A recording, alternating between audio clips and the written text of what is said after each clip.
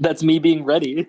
Oh, we never did. I just realized part of the first part of the recording. I forgot we never did agree on a new name, so I could get you a symbol. We'll do that for the next episode. Yep. Next time. See how you know. Yeah. Today we're back. Welcome everyone. Welcome. Yeah. So we just had some interesting facts. We're vibing. The GM has had some coffee and a little bit of some brownies and is in a good mood. So we're having a good day. And minus the occasional motorcycle in the background on this beautiful Friday.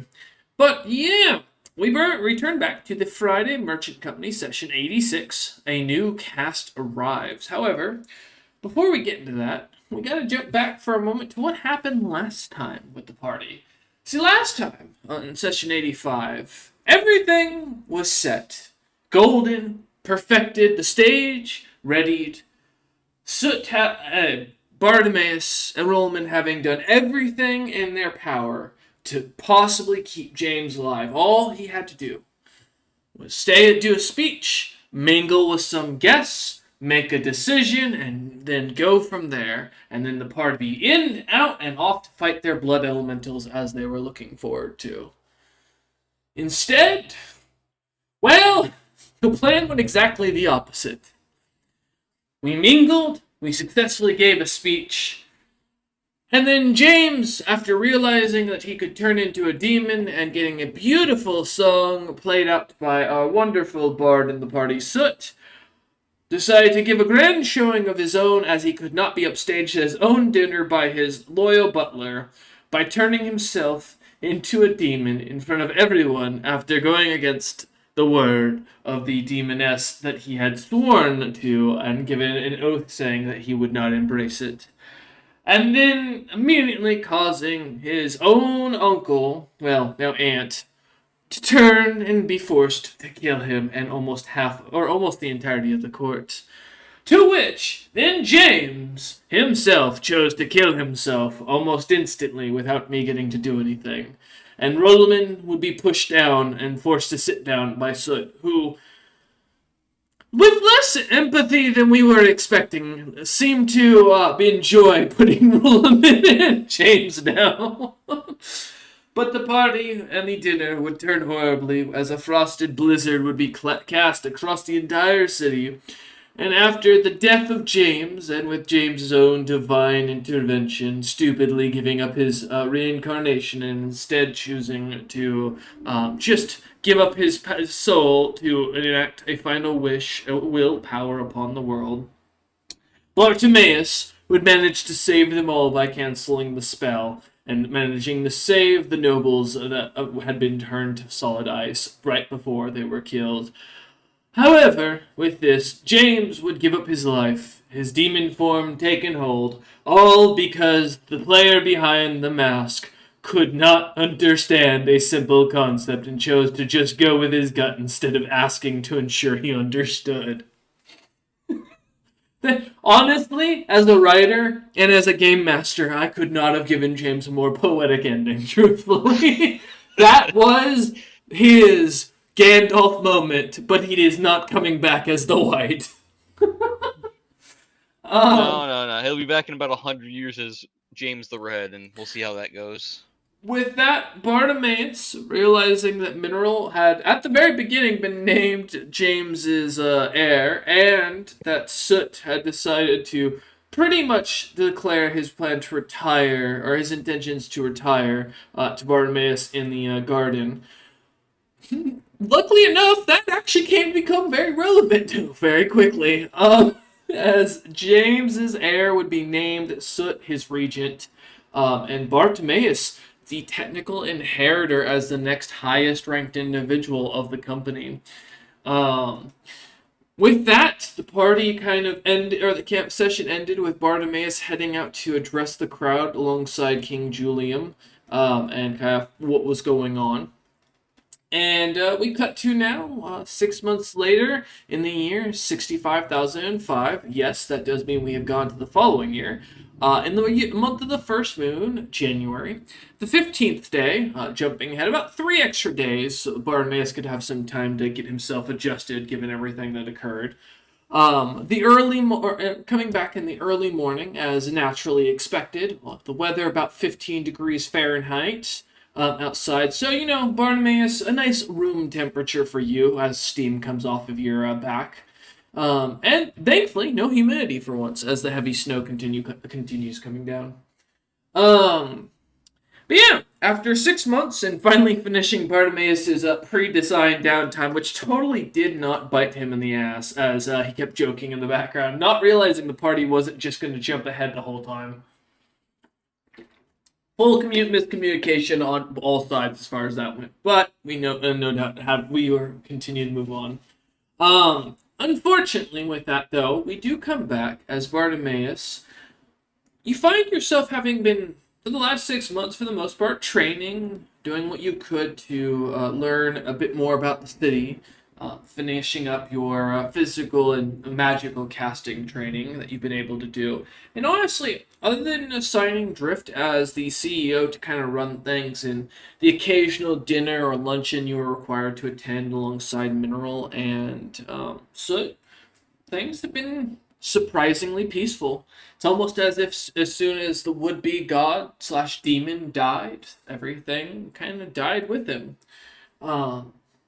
Meadmancer had sent a card letting the kingdom know that he was no longer interested in the involvement with Venkoss Hold.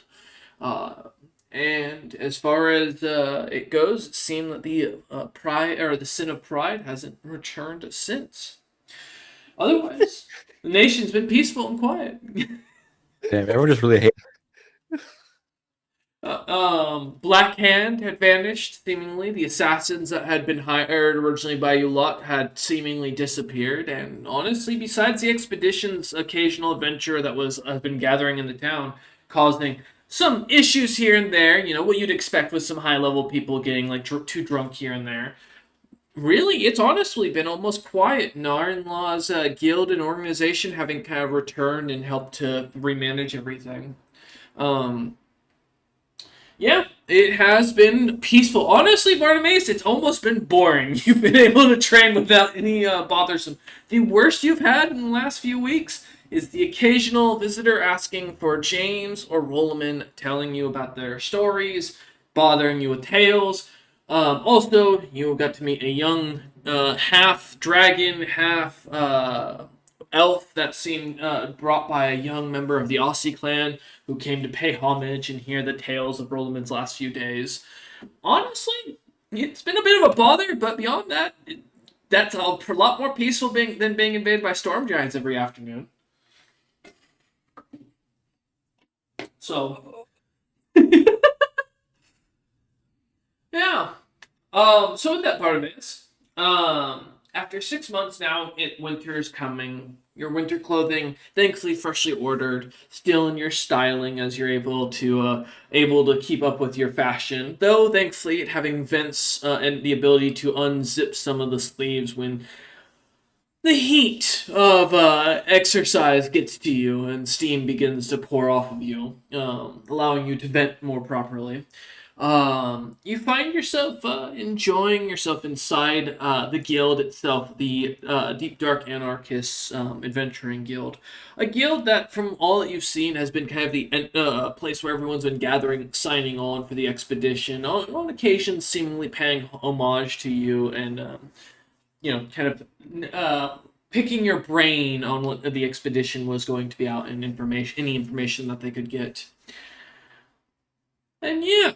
So, as you find yourself kind of coming out, sitting in the guild, relaxing, as, staying in the castle meant you'd be put to work, as Soot put it, and honestly, this is a lot easier than hanging out up there. As you kind of enjoy a cup of hot chocolate, that as the guild's been out of coffee for the last few weeks, as trade's been kind of rough with the with the Helmgren Wars kicking off. Kind of able to see a few adventurers here and there coming in and out, some signing on to the expedition that look young, a few that look a little bit older, but otherwise, it seems almost surprisingly peaceful. A rhino folk and what looks to be a closen kind of pass it through kind of individually in between, a few minutes in between, seem to sign up for stuff before they vanish. I was gonna say, hey, yeah, you've been living pretty much in luxury with your silken pajamas, just kind of living in the guild with a room of your own master bedroom where you don't really have to work being down here. It's study when you want and take occasional missions when you hear about an interesting monster. Otherwise, you've been kind of relaxing. Well, yeah, This is so great.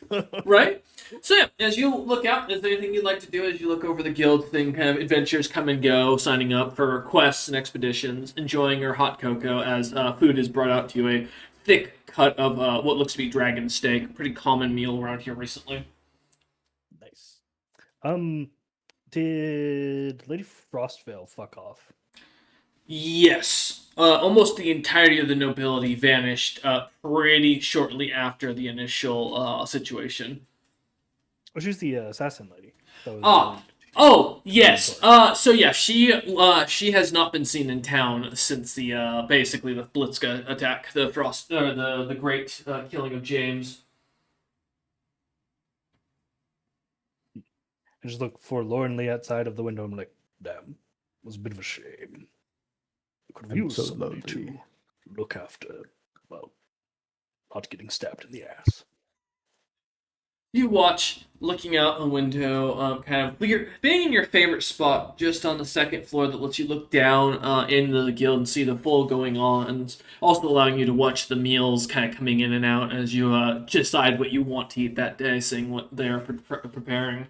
But also with the big window kind of next to your chair, it lets you watch out over the street and watch the very busy town. Normally, with the heavy blizzard and kind of snow going on, it's snowing heavy enough that most merchants don't seem to be much going out on the roads as you look out, but you do see two kids, a kobold kin of golden scales, and a what looked to be a little dwarven child with his small little white beard starting to come in, kind of throwing snowballs at each other as they laugh and point and say something kind of too far for you to hear.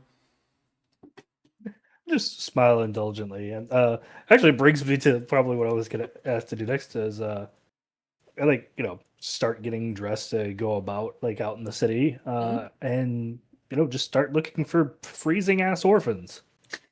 Yeah.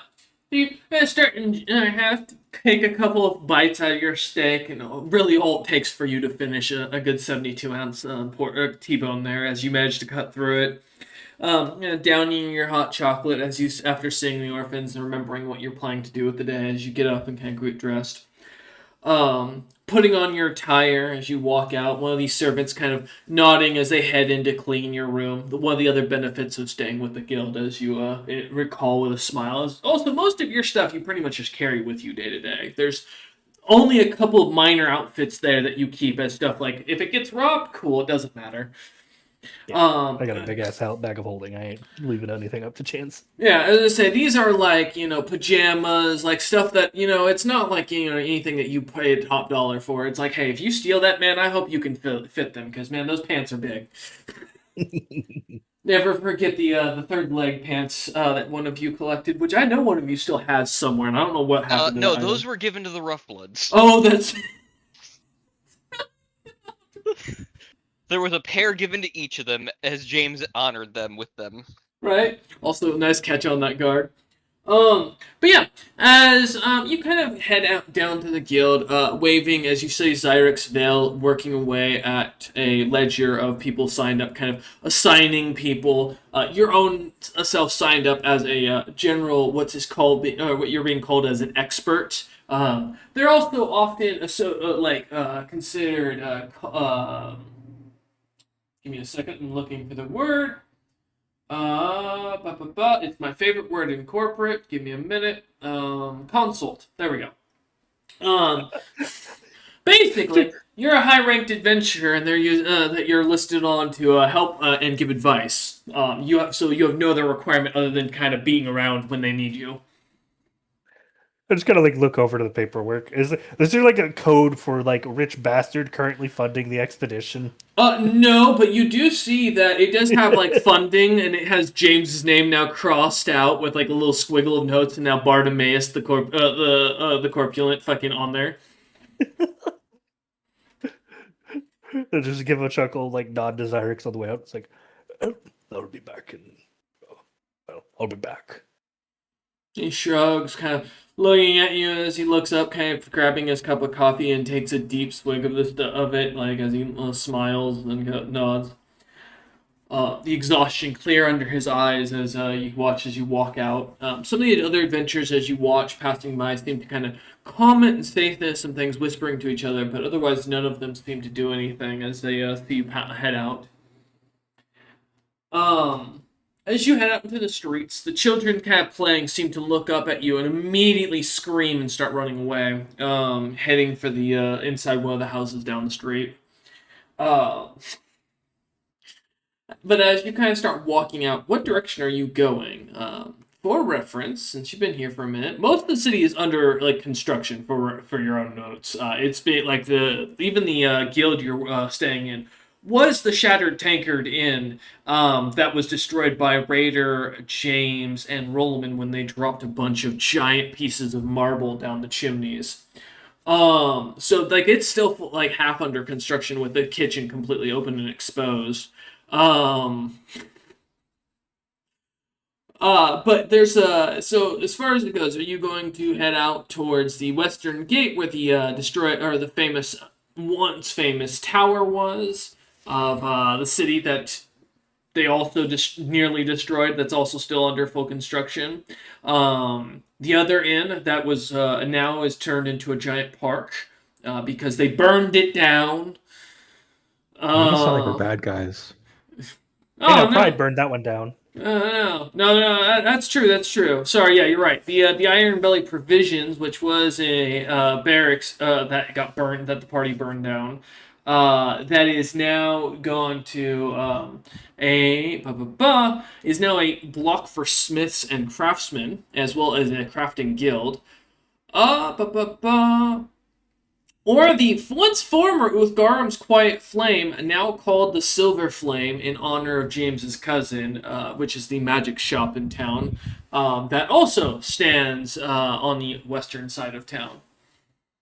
Going north would take you towards the castle. Going east takes you kind of more towards the opposite end of the city. That is a more of a militaristic, or been converted to more militaristic stronghold designs. A lot of the buildings that were once there that got destroyed during the Great Fire Ring explosion of 65,000 and what was it? Fucking 3 or so 6. The have been kind of like remodeled into barracks and places to station troops, given the proximity to the border. And then, of course, the south being is mostly a heavy merchant and adventuring guild area, which has been kind of converted slowly into more of a entertainment district due to the increase in adventurers in the area. Gotcha. I think most likely I'd head towards the craftsman's district, because I think that's most likely where like destitute orphans that are just trying to survive through heat, they're just literally looking for fires, stay warm enough to all live, would probably congregate. So probably where I can find the most people that are in need. Okay. As you start heading that way towards the Iron Belly block, has been renamed by Mineral and Soot. Ooh, what the hell?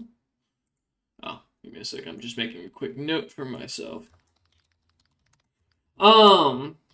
As you head towards the God damn it. The crafting block where many of the craftsmen kind of set up a large district specializing in honoring James. There's a statue of James kind of working at the anvil and forge behind him, kind of as he tirelessly, like his crafting seemingly going about, kind of stands at the center of the circle. As you head down that direction, give me a D4, please, Bartimaeus.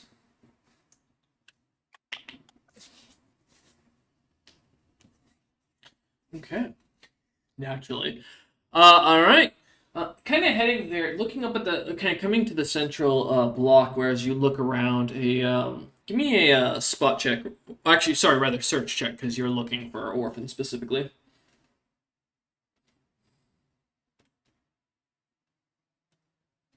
13. Okay.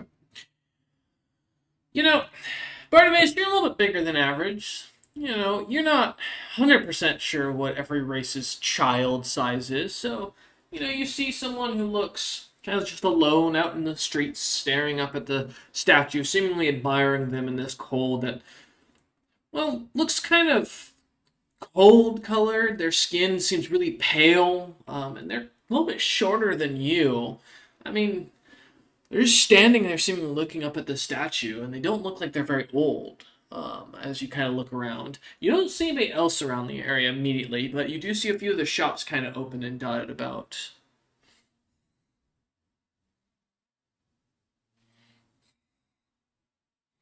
Just kind of like do my full Scrooge McDuck attire, have like the top hat and the cane, and just like clacking it as I walk. Yeah, as you walk over, and Rujan, would you like to introduce what you look like and your character?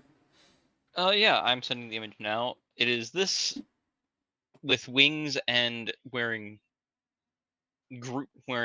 leather armor with a green cloak and a monocle as he's examining the craftsmanship of the statue and going, already built a statue in his own honor. Either he's dead or he's very full of himself. Quite dead, I'm afraid. Ah, you are quite large. Pleasure to meet you. Ruzan. Just like tip the top hat, just like Bartimaeus, the corpulent. Ironically, I'm Ah, quite you were small. one of the adventurers that worked with him, I take it. Kind of like glance him up and down for a moment. Does he have like any like apparent say weapons or magic items? He does have a mace on his side and some bracers on. His hands are out from under his cloak, which he quickly retreats them back in, as it is the only thing keeping him warm. I see. Yeah, you do notice he's slightly shivering a little bit. I mean, it is 15 degrees Fahrenheit. Most, as you kind of heard, Bartimaeus, most of the dragons have kind of stopped their attacks in the area due to the horrendous weather. Like most lizards, they don't do well in the cold, it turns out, and only the older ones yeah. seem to like it. This cloak does have endure elements cold, so it's comfortable inside once my hand's inside. So Yeah. I'm an artificer, and I was hoping to meet him while I signed up with the expedition. Kind of like nod my head and say, "Yes, he was a famed craftsman. Made some, well, quite frankly, very interesting and useful items for me and a few members that I knew of." Oh yes, the sword that the rolling swords that the Storm Slayer used is well spoken of. So Buried with him, I'm afraid. Won't be having a chance to look over that one. that's fine. It's still good to know that it was kept and respected. You seem to be out here looking for something specific. Would I be able to help you? Like look him up and down for a moment, like kind of like weigh the options. Say, why not? Usually a friendlier face can help. See, I have a predilection. I find a deep-seated need and fulfillment in looking for orphans and ensuring their continued survival and comfort, where possible. Like my homeland, they try to make sure that the children are in schools, and the schools tend to have boarding rooms at least, keep them safe inside for any children without families. Haven't heard of such a thing, but I don't believe I've likely come across your homeland. Where are you from? Oh, it's a very new nation. I'm from the Trade Alliance of Smiths. I just have like a blank thing, or like look on my face, like, ah, that place. As I have As no fucking as idea. Ruzan will sigh and just go, the one found in the north when Sostern was killed by Flair and Normac. You'll have to forgive me. My education has been, I'd say limited, but I should say more specialized. That's fair. Not everyone will be familiar with it. It's a crafting nation that focuses on the betterment of all races. It's a meritocracy in its truest form. You do hard work, you do well, no matter your race. I see. Certainly like the idea, although many times executions fall short. But I wish you and your nation the best. Although you seem to no longer be there. No, I came out to do what we do best, gather crafting ideas and learn. Well, if you're offering assistance in location of, well, whole will be gone wrist shifts, then come along. All right, as he'll hold out his hand again, and a small tin ring on his right hand, and he'll say, "Right away," and it will transform over 6 seconds into a wagon, and he'll climb on and offer you to sit beside him. I lumber up, but I think the wagon might tilt slightly. As you like begin to walk towards it, and as Rajan kind of like waves is his hand size- down towards you, you see suddenly like stairs kind of peel off the side of the wagon, like the wood seems to pull itself off, and kind of forms out, stabilizing it. As you step on them, they don't squeak or anything. As you even find yourself full in the wagon, the wheels don't move; it stays steady. Solid craftsmanship. Yes, it was made by the founder of the college up there. He's also the leader of the nation. I wouldn't expect anything less. As the stairs retreat back into the wagon. And spectral mules appear, and he leads them on with easy control, as it looks like it's been almost masterfully made. Mm-hmm. I take the opportunity as he's like busying himself. What is his general demeanor? Because I mean, Bartimaeus does not look, particularly pleasant to look at He for anyone. doesn't look surprised at you. Yeah, shit, it's an assassin. I'm prepared to stab But him. he doesn't look No, hostile either. Bartimaeus, He's more... give me a sense motive real quick. Okay. No, I've got this. Don't worry. All right. I have an idea for it. Dark smell assassin 6. It's not hard to tell, Bartimaeus, and like it's rather rude, to ask this as you kind of come to the realization as you look over him. He looks to be probably some noble.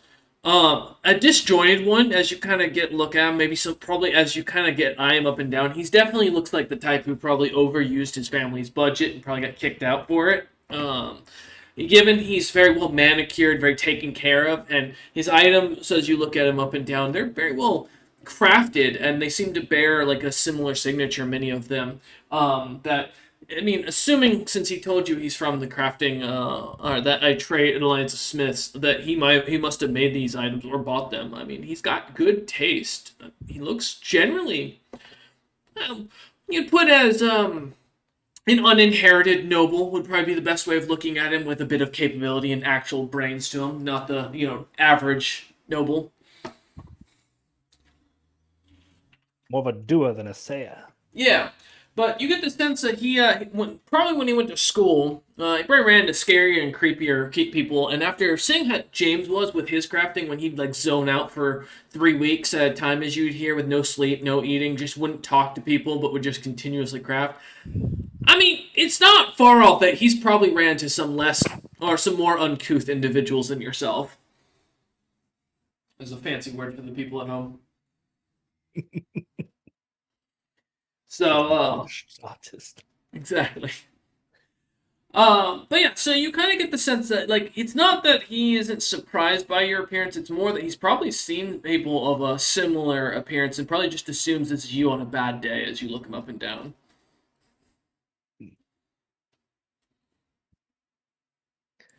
Can't you? Mm-hmm. As you continue going through the snow, what direction are you pointing to, Bartimaeus, since this stranger who has yet to say his name seems to have just kind of offered to give you a ride? He did I introduce his name. apologize. Oh, did he? I did. Oh, okay. I did say, hello, I'm Ruzan. Oh, my apologies. I didn't catch that. That My was the bad. first thing after he's commenting on his size. Yeah, my bad. Bam. Where are you two heading? Are you just continuing your look for the orphans, or are you kind of stopping? Are you planning to stop for any craftsman shops as you pass by? I mean, since it's like a pretty bitter cold day outside, I would. The temptation is there to stop for like the craftsman, look at all the oddities and everything, but feels like there's more of a dire need to potentially save somebody if Okay. it's this fucking cold out. Yeah. A few hours makes a lot of difference. Yeah. All right. Well, then give me another D3. As you point, I'm guessing stay that out.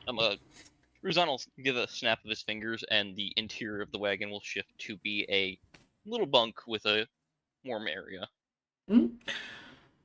As a door appears suddenly behind you, and as Rujan kind of like opens, looking inside, you kind of see for a second Bartimaeus, what looks to be a very common room, a bed, a couple of chests laying about, what looks to be a crafting corner with a bunch of tools hung up on the wall.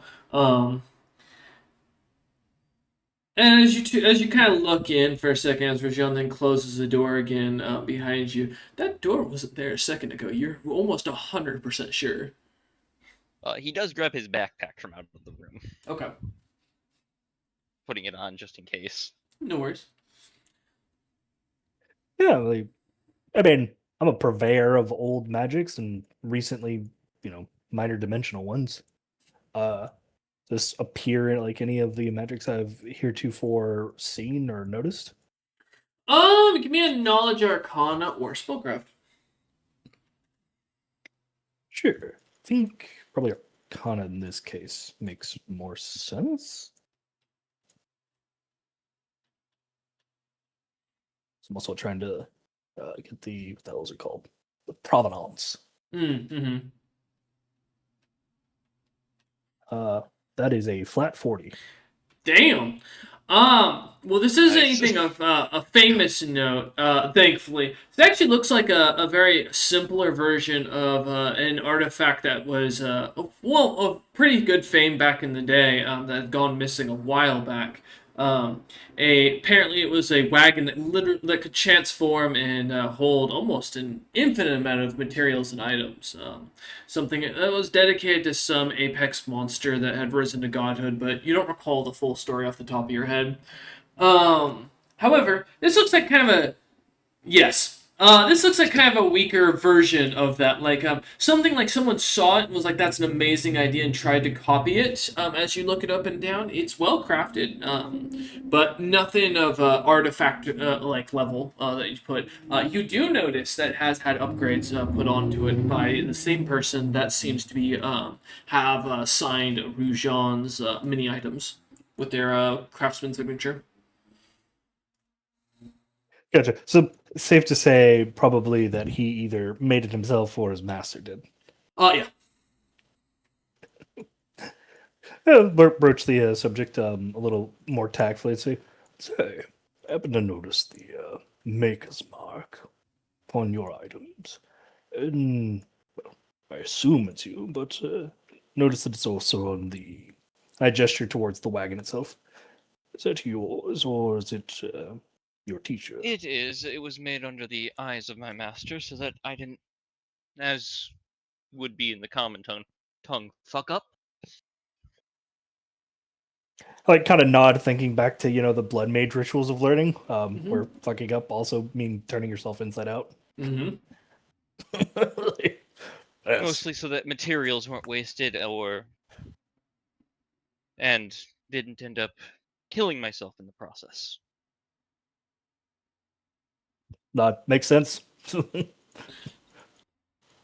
I did the adjustments afterwards and upgrades, so it moves a little better, as it is moving at 40 feet. Mm-hmm.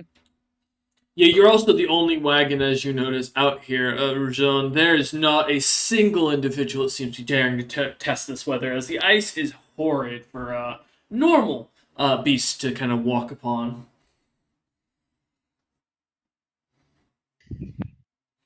As I will reach into my robe and say, "Pardon me, I'm going to make sure that we aren't missing anybody." And we'll quickly, I'm going to do 2 of these because I'm going to have to make sure I get this correct. What are you doing? I'm using a magic device because I'm going to use my wands, some of my Mhm. wands, to make sure that I can. And I'm just rolling to see if I get a 2.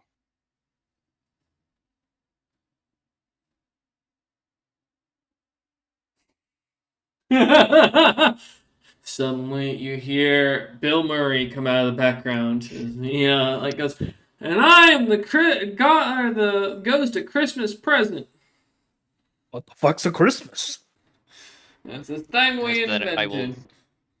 I will then roll a search check to see if I spot any orphans. Yeah, feel free. Oh, you're using your wands to boost your. Okay. Yep. For a 59. Yeah. You lot kind of continue through the streets. The sounds of people, of hammers kind of going, the heat kind of pushing out from the craftsmen buildings. Many of the smiths are kind of alive as their windows gleam with light. You kind of catch the sound of singing, almost a beautiful, like very cheery song about the James valiantly fighting off an ice wizard as he held the against a surprise invasion while the nobles did all they could to take out the invasionary forces in the portal that appeared. As you kind of hear all this song kind of beginning to sing, it sounds like a dreary subject, but like Red Rover, uh, it's when children sing it, it's quite beautiful and adorable. As you look round a corner and see a person kind of standing in a almost flock of these young children, seemingly being surrounded as they clap and sing along with them and dance. Would you like to introduce yourself, Clinton?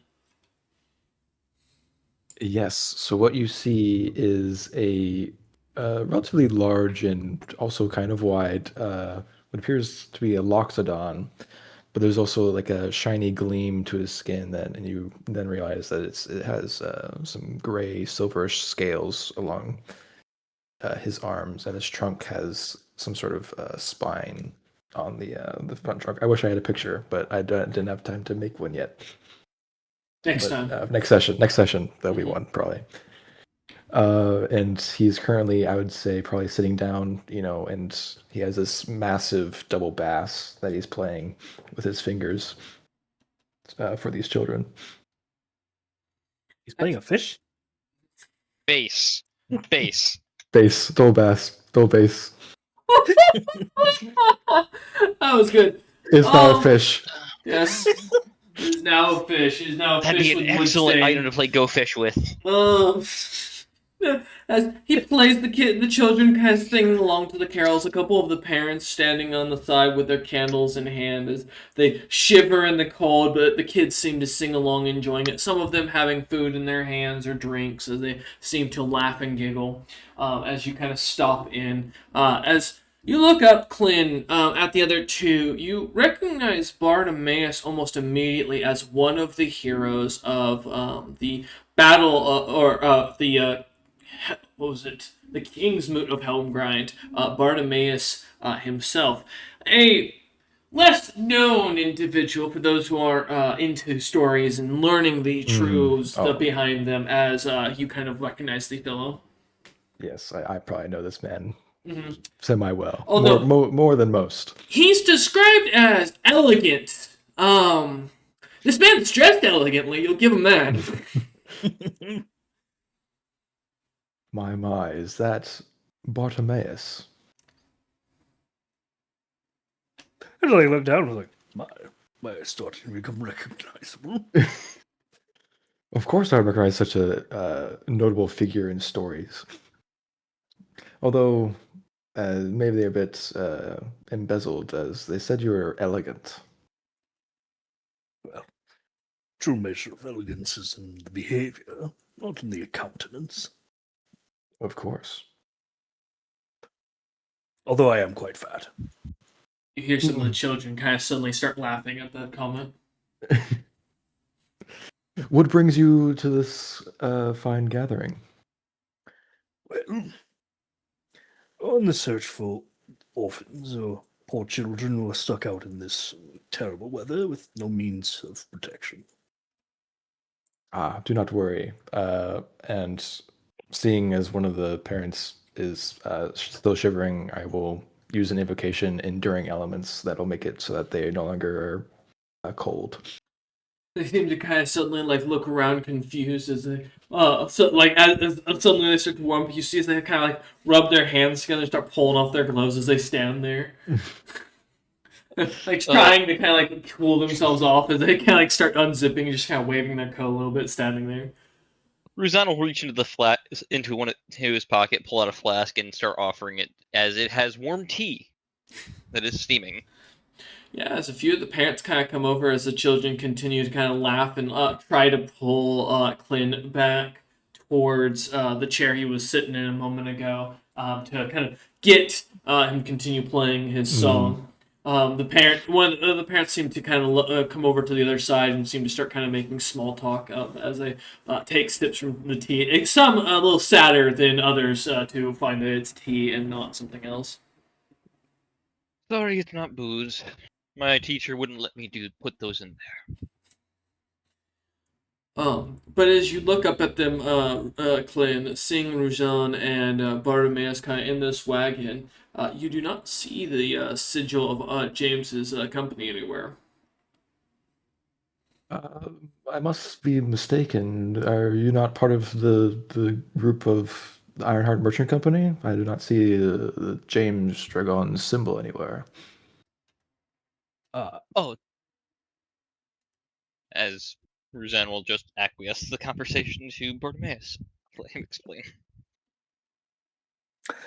I'm afraid James's heroics have rendered him unable to attend to affairs past, present, or future.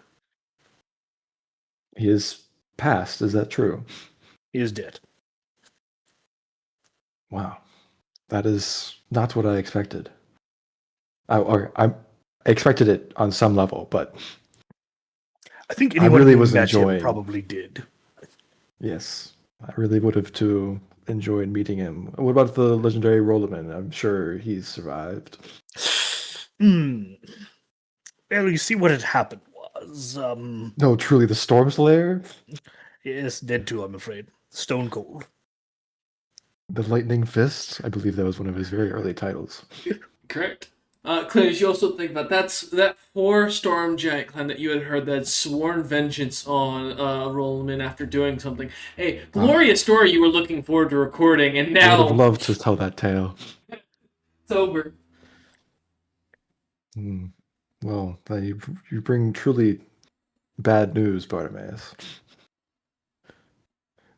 Do not tell me that the expedition has been called off, because that is another reason I've came here. Well, joy of wonders, that at least is still going forward. I figured it was the best way to honor my fallen comrades, was to go on the thing that they had spent so much of their last few months preparing for. I see. That is noble of you. There's no any personal gain for that. Of course there is, otherwise I wouldn't go myself. Not an idiot. Yes, I didn't think you were. Some of the kids laugh, Bartimaeus calling him an idiot. I just make a funny face at them, which I imagine is... Oh dear. Three of them scream and run out to the other side of the wagon to their parents. It's like, oh yeah, I can't do that shit, my bad. The parents seem to kind of chuckle at the whole ordeal, and many of them kind of after grabbing their kids start heading off. Please, I forget myself. I have not introduced myself. My name is Clin Chocolthiziven, which my friends may call me Clin. I know it is not the easiest name to pronounce. Master Chocolthiziven, it's a pleasure to meet you. 6 out of 10. I'm doing my level best. Ruzan just looks at him. Okay, Clint, it's a pleasure. Ah, smart man. Smart man indeed. As Rashawn like leans over, shaking your hand. If you need to get warm, feel free to climb in the back. The room should be up to a very pleasant As temperature. As Rajan says this, Bartimaeus is still looking at you, Clint. You watch as the door expands to your size. Interesting work here. And what is your name?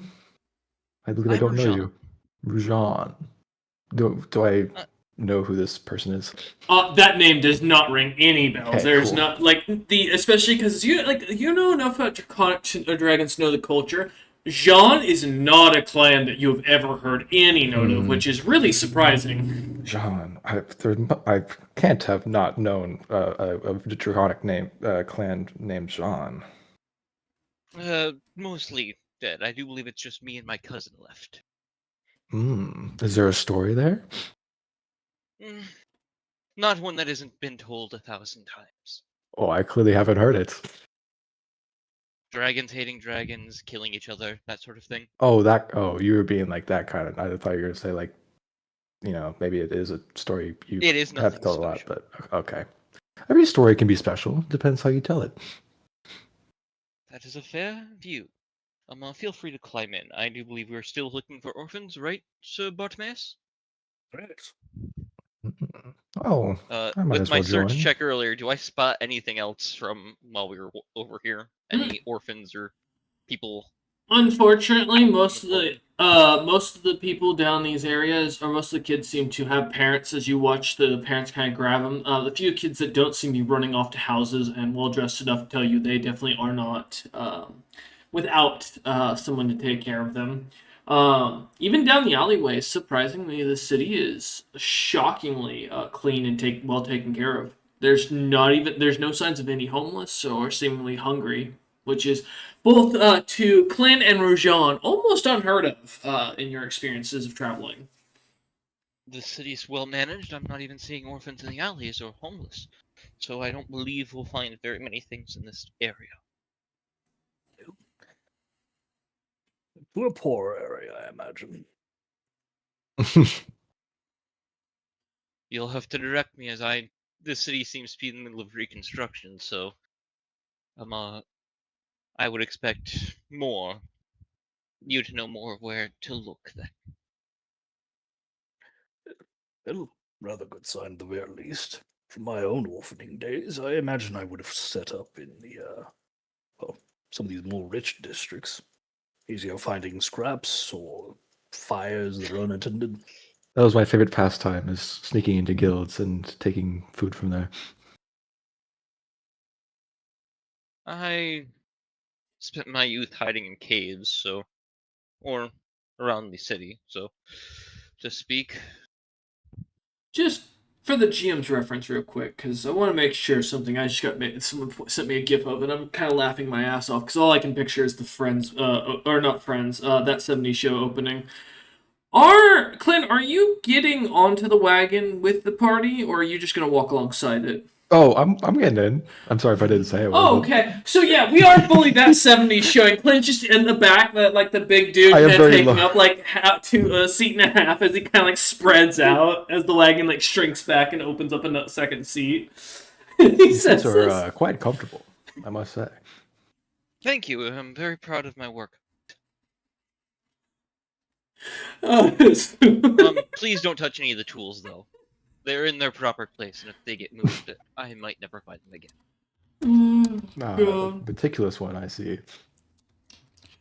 No, temperamental magics. I see. I'm gonna edge away from the tools a little bit. Right. God, this just reminds me of that fucking show with the driving scene. What show? Don't worry, that '70s show. That's the name of it. Literally, it's called That '70s Show. I see. Yeah. Oh my God, I'm old. Yeah, that I hit thought me it was in a my show soul from the too, don't worry. '70s. No. I knew what show you were talking about. Man doesn't even know who Red Foreman, man. Never forget Red, the best dad in the '80s. But okay. Yeah, if he went fishing, you knew you were fucked. Mm-hmm. But a great name for a show. Who knew that joke would actually come in handy for something finally? All right. Yeah. No. As you continue heading, turning, Bartimaeus kind of redirecting you towards the wealthier district, where some of the more minor nobles and wealthier merchants have kind of began to pop up. As you lot kind of discuss, keeping your eyes out as you are looking around. You do run into, or after about another half an hour of kind of going down the cobble roads, looking down many of the side streets, the abandoned-looking buildings that have been put under construction, just kind of taped off, not really finding anything. You do finally come to the end of a street where you see a half-demolished house, and what looks to be a group of snowbeards kind of in these very simple bits of attire that's more padding than it is armor, but it does like almost appear as leather armor. An individual kind of at the front, a heavy helmet kind of on his head that seems to be painted bright, almost bright red to kind of catch your eye. The individual seemingly standing in front of one of them, arguing with them as the others begin to kind of like seemingly are trying to break down a building that you can see someone seems to like have a shadow of some sort dancing, like catches almost each of your eyes. You're not sure what it is, Clint, immediately, but Bartimaeus and Rujan, with your search checks earlier, you would recognize the shadow shape of a small-looking childlike figure from this distance as you head over. However, as you see the very intimidating figure arguing with the with the snowbeard who seems to be in charge of this group of snowbeards who are getting ready to start like tearing down the house. Would you like to describe yourself, Garg? Of course. Standing at a humble 14'6", is a large. Well, you currently can't tell what he is. Kind of decked head to toe in armor. Little too tall to be most races, a little too short to be others. His armor and a giant tower shield up 15 foot tall on his back almost look like they're caked in blood until you realize that's just the color of the metal. With a morning star on his hip and a large backpack on his back with a lot of stuff dangling off it, clearly looking like he lives on the road. As he argues with this little man. Yeah, Garg, you had seen and heard the child inside earlier, and as you'd kind of come to check out what was going on, the screams of surprise and fear kind of catching your ear. You found this group of dwarves who they're wearing the sigil of the House of Ironheart, but seem to be not only stubborn but almost outright ignoring you as they're getting like pulling out hammers and stuff, getting ready to demolish this building without any care of who's inside it. No. You know touch child need building. Heat live. As the dwarf, or as Snowbeard kind of looks up at you with a glare, kind of spotting Bartimaeus on the way, kind of waves over towards him and goes, "You shut up for a minute. I'm gonna get someone who's an official here, and we're gonna settle this now. Lord Bartimaeus, please, a moment of your time." As he kind of like jogs over towards you lot. As he kind of catches up to you, as you make it kind of about halfway the distance, he points about Garg as he looks up at you, Bartimaeus. This dwarven fellow you recognize as one of the individuals in charge of one of the merchant guilds that works with woodcrafting, has been helping with constructing the city and like rebuilding everything. Bit of a pushier individual, but most of the merchant guilds in the city are. I mean, that's kind of how, as you learn with James, they're kind of stubborn when it comes to what they have an interest in. As he looks up at you and kind of looks over at Garg, pointing at him, he goes, "This individual keeps saying there's a kid in there. I had my men do a sweep. There's nothing in there. It's just some weird magic. As James said, that there'd be some random bits of magic in the city when we end up getting the whole contract set up. I'm just trying to do my job and not waste any more time. You know how it is. Bartimaeus is leading your own company. I imagine you can understand. Can you please tell this tall individual to get the hell out of my work site?" Is he speaking in Dwarvish? He is. I can't understand a damn word he says. I'm gonna look at the magic. I'm gonna look at that and see if I can figure out if that's a real child or not. There were demons in the city. Weird shit could be happening.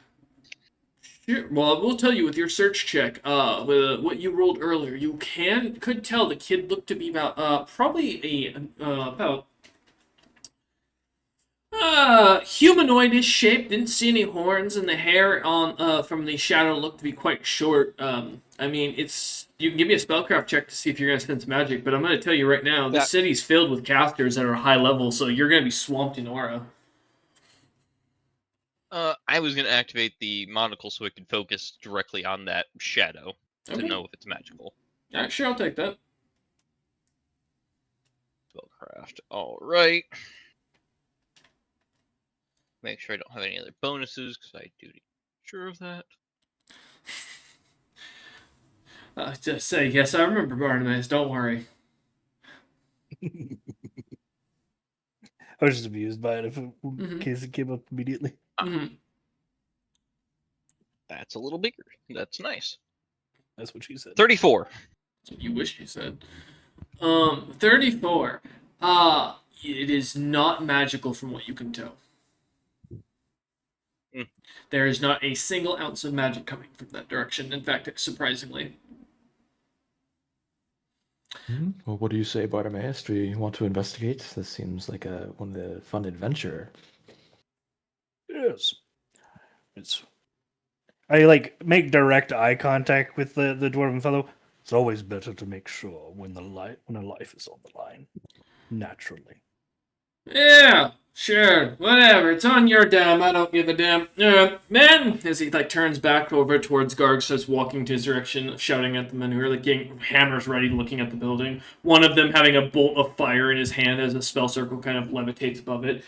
As the dwarven kind of leader, guild leader, kind of looks about them and goes, "All right, you heard the lord of the town. He said no. We're gonna go ahead and take I guess as long as they want to go ahead and look in, break. You're not getting paid for this, so go do something productive." As the men kind of sigh and start grumbling, but walk off. As you kind of move the wagon over towards, go ahead. So, Bartimaeus, I don't understand what the snowbeard was saying. I'd bet very highly that there's no magic in that area. It seems strangely void of it. You don't say.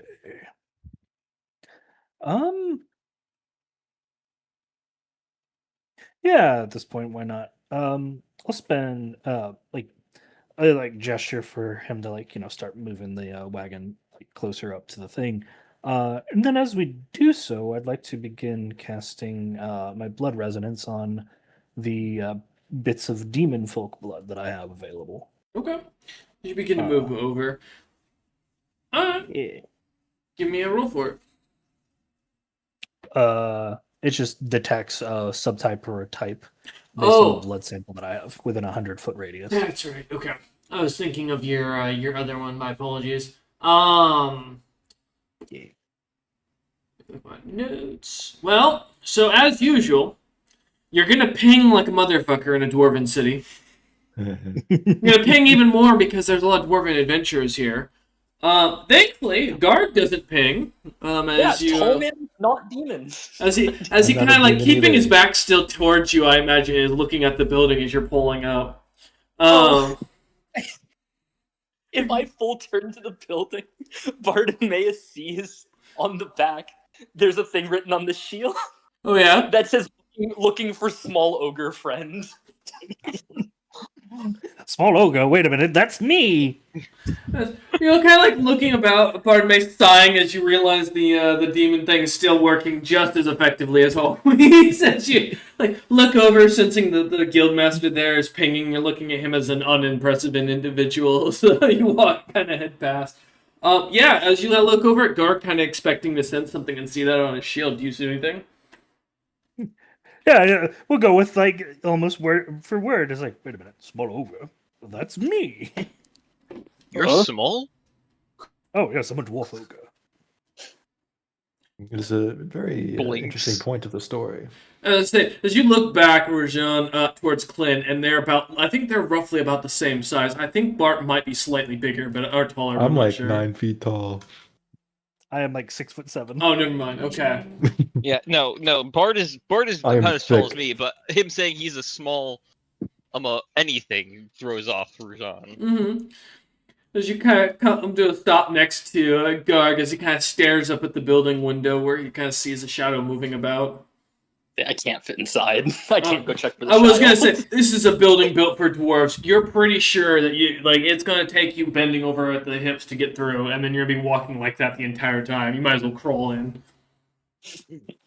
Now that I'm closer, the 100 feet should probably go through the rest of the building. Does Mhm. anything ping off? Nope.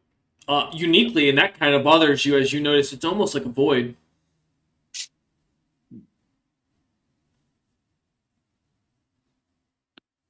It's like a magical black hole. I thought the same thing. It's quite interesting. You look It's actual over. heat magic. As you look over, kind of seeing the metal knight as he kind of his red eyes kind of gleaming through. Hello there, thoughtful stranger. Mm. You're looking for a small ogre. Do you happen to have a name for who you're looking Ooh. for? Yes, Garg has written on paper. Let's find. He starts rummaging through his bag, Mm-hmm. and he pulls paper, with, as he unrolls it, you can see much nicer handwriting than you think he could probably do at his size.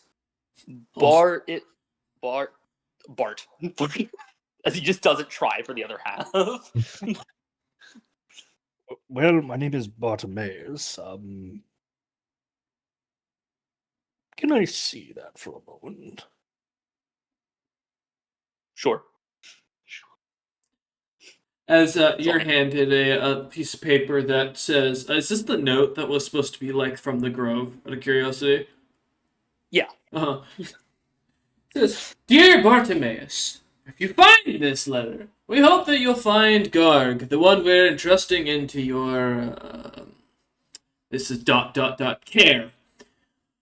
As is required, upon graduation, you are supposed to be assigned a knight, one that will take care and guard you as your sole protector. However, due to your lack of graduation, we've sent this individual, someone who did graduate, but did it alone because he killed his last member. Or at least that's what we were informed of. We hope you'll do better with him. We believe he's from the same area that you're from. Best of luck. Oh, and P.S. Please return to the Grove at any time to finish your classes. We would look forward to your graduation ritual." I just go, oh shit, I forgot. I was supposed to graduate. You are not a graduated blood mage. Well, things kind of happened. Wait, you're a blood mage? This is very well known. I lived in the Trade Alliance of Smiths, so not much news gets I there. see. Clint, you know that is not true. They're more well informed than most nations due to their advancement. I'm not going to say technology. that. I'm just going to say this guy did not have a good education. Yeah, Sorry, 100%. worldly education. Yeah, exactly. Garg was supposed to graduate with you. Then you vanished. He kind of looks down. That is heartbreaking. Sent Garg to find you. It That's took quite a sad note. 15, 60, over 10 cycles. Traveled far. You've been looking for 10 years. Poor man. I pat his thigh. I cannot reach any higher. I could maybe get his hip, but damn. You really left this man waiting that long. I had no idea he was looking for me. I'm sorry. Wait a minute. Garg. From the orphanage? Garg is orphan. Yeah, from shit, what is Greg's land's called again? Funny enough, the Diamond's death. From Diamond's death. From there, did war there. Garg never got adopted. I didn't either. Well, in the traditional sense. You not from there? Garg only know one ogre from Diamond's Death. He puts a hand like really low compared to Garg's height. Maybe like step I forward to feel like like show it's getting like, pat. like step forward to see like how like relative like the like hand is to Bartimaeus' height. A lot shorter than you. It'd be you when you were a child. Or, yes, Gog. I grew. I didn't grow much, mind you, but I fucking grew, damn it. Mayus? Yes. oh, this is a happy I, reunion. I pick up Bartimaeus. Jesus Christ. My As, knowledge is correct. That man weighs, I think, 1,000 pounds. as Bartimaeus is like squeezed into a giant bear hug, basically up off the ground, a little bit of grease kind of protruding out of him as it splatters upon the wagon where he was sitting. I wonder if that'll work for buffing the wood. Garg look for you for hundreds of years. Hundreds of years. Sorry, I didn't know you were looking. I put him back down ever since Bloody Man took you.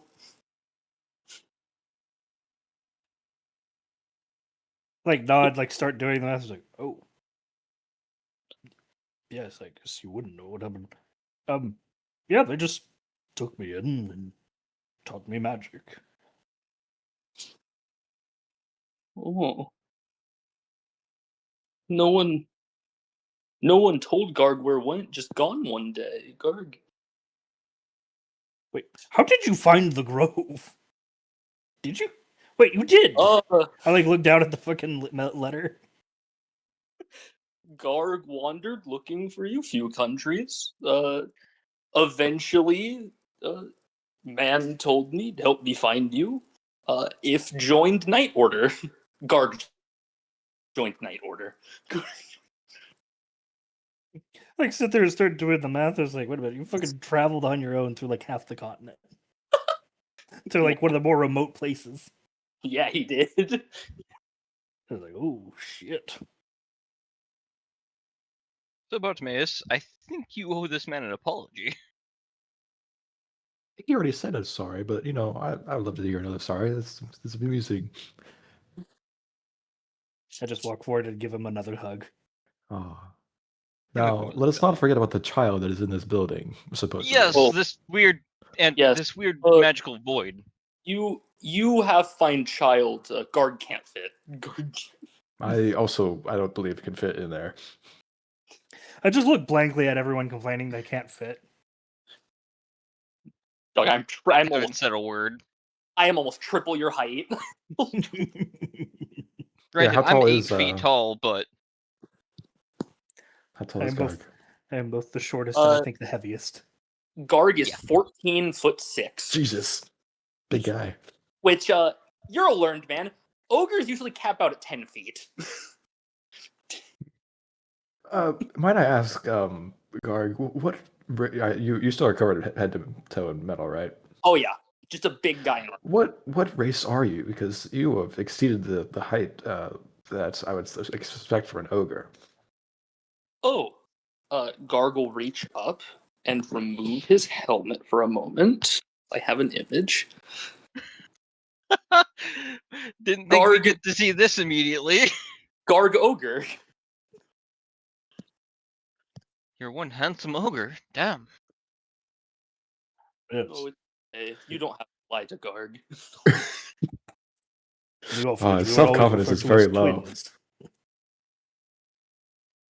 Now that's amusing. What? Garg bad looking. Even Mirror won't show Garg what Garg look like. Those mirrors are rude. It's like kind I'm a learned man. Do I know what a vampire is? Just No. off of no? Okay. Those affected by the disease can still see themselves in the mirror. Okay. So it's just it's a lot more like the disease for reference. It's more in the sense of like rabies. They very much are clear that they're undead as their skin pales, their eyes go red, the iris goes black, and they start frothing for blood. I see. I've got red eyes, but I've got tan skin. I look like him in my own mind. This guy Oh. is an ogre. He's really big. Gigantism and dwarfism and ogres. Interesting. Hmm. Dwarves We have two had on to come the from on somewhere. the. We have two people on the opposite end of the spectrum here. There's a cry out from the child in the building, kind of cracks the morning We should light. go Right. deal with that. Bartimaeus, you think you and I can fit through that door? I just kind of grow to just grease myself up and begin shimmying through the fucking door. I'm gonna shove his back to try and help him through. Okay, give me a strength check. You're very strong, aren't you? So, the dwarves said they were going to collapse this building anyway afterwards, right? Yep. Can I just rip the door? So, that's an 8 to push Bartimaeus, help Bartimaeus get through the door a little faster. So give me a second, Garg. I'm gonna get to you here about this in a second. You'll find this amusing. As Bartimaeus and Rujan kind of walk over to the doorway, and Bartimaeus kind of like leans down slightly because the door frame is only 6 feet tall, and it's roughly about 3 feet wide. So Bartimaeus is very much squeezing himself here. As he feels Rujan kind of grabbing his ass and shoving with like very little work, as you hear him shout, "Firm your ass, firm!" Titan! Tight like As- a drum, goddammit. Clint and Guard kind of watch this for a moment, looking over kind of on the side of the building that's completely got a hole, the size of a giant that fell into it, like completely collapsing the back end. You could fully walk around, just literally climb into the building if you wanted to. As you Garg, watch those seem two. to have- you said you traveled half a way across the continent. Can you please tell me of your travels? Oh, yes. Garg went to far north continent and learned under big, what was his name? Kung Fu, yes. Big kung fu. He's Yes. learned the weeaboo fighting magics. Apex monster. Ooh. As- Can you describe them? Oh, yes. Large lion made of stone. As you hear a loud This goes pop. on. Yeah, you hear suddenly a loud pop in the background as Bartimaeus suddenly pops in, and now is in a slightly wider hallway that he is still having to kind of like fight his way through as he's like greasing the sides of his clothing. As Ruzan ducks down to go in and is stooped down, following. I thought it was a myth that the Bartimaeus oozed out grease, but I'm seeing firsthand it is not the case. Also, not all ogre. Only him. Guard Callie rubbing Really? his chin like a philosopher. as he-